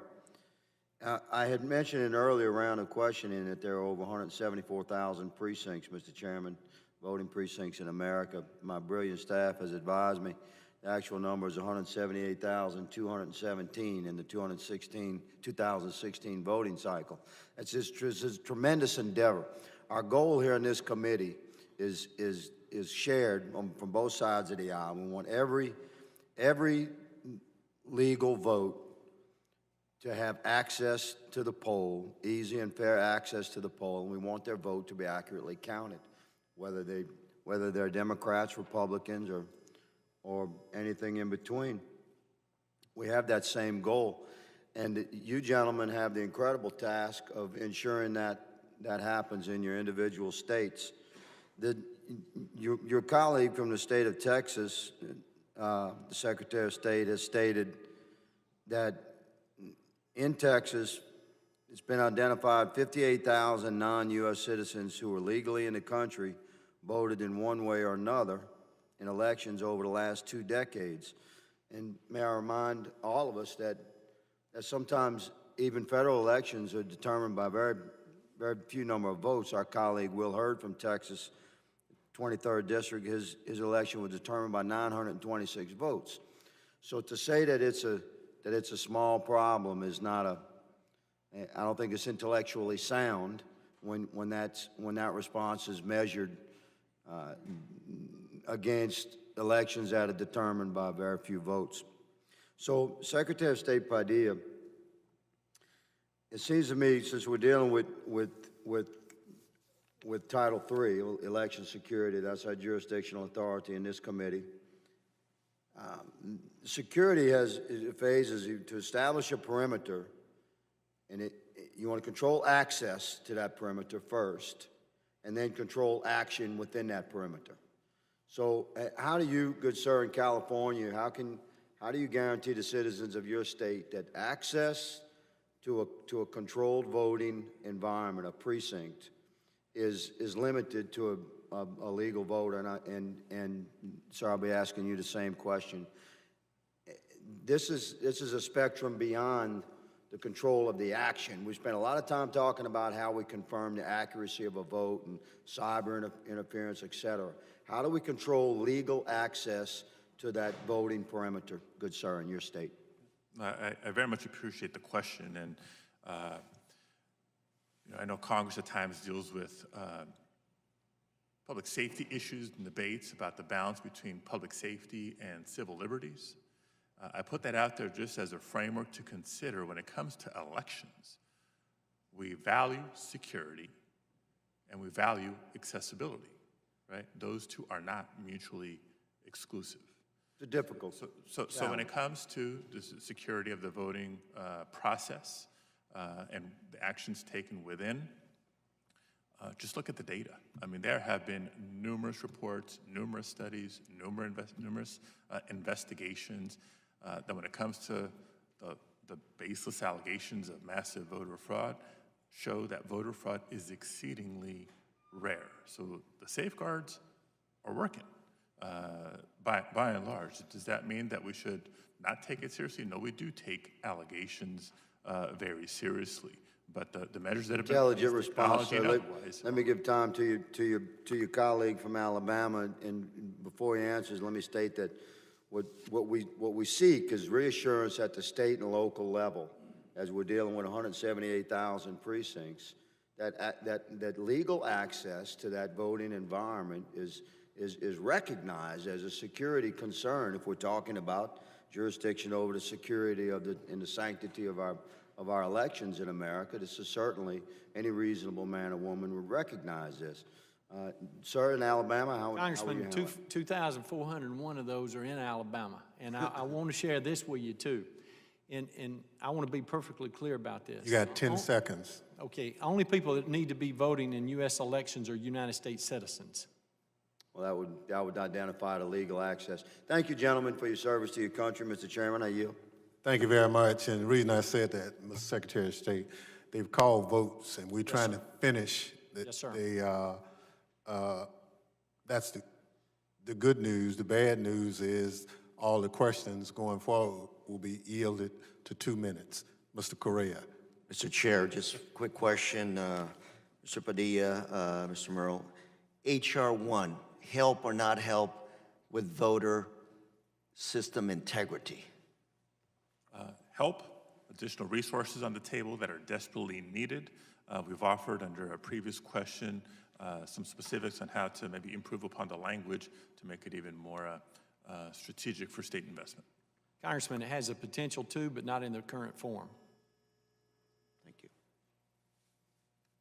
Thank you.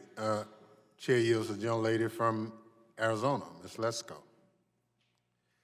Thank you, Mr. Chair. And very quickly, I'm just going to ask one of the questions, and it will be to you, Mr. Merrill. Section 1302 of this bill, H.R. 1, criminalizes false statements or misinformation regarding elections and candidates. Much of how, in this bill, it determines if a person is in violation of these provisions is to their intent.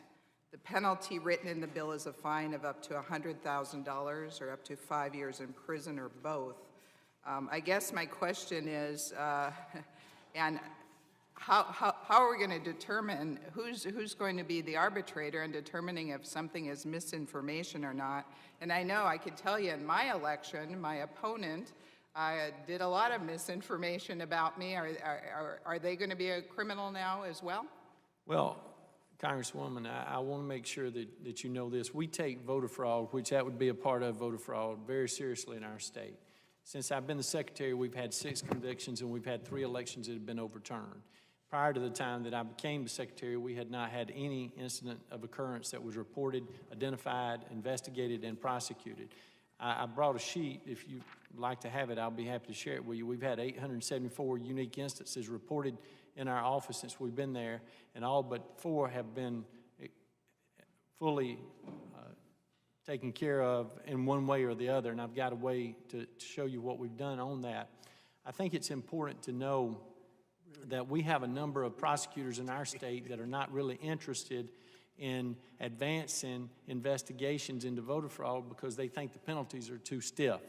And so the penalties that are outlined in the code section that you just identified, I don't know that they are really commensurate with what the crime may be. And so I think there's a number of people who may be concerned about the implementation of that at any level. And thank you, Mr. Chairman. Perhaps I had got misinformation. The information I got was on that particular section. It also included like misinformation, like you'd put out on Facebook or something like that, and it would criminalize it. So perhaps I'm wrong, because that would be concerning to me. Thank you. Thank you very much. Will the gentleman provide that Yes, document sir. to the Be happy committee? to do so. Thank you very much. Yes, sir. Yield 2 minutes to the gentlelady from California, Ms. Barragan. Thank you, Mr. Chairman. And I first want to thank everybody for being here. I have a bias here. I'm from California. Thank you, Secretary Padilla, for everything you're doing. In 2016, several media reports claimed that 21 states had been targeted or hacked. Was California one of them? And if so, what happened? So California was not hacked if you're talking about a hack or a specific type of breach.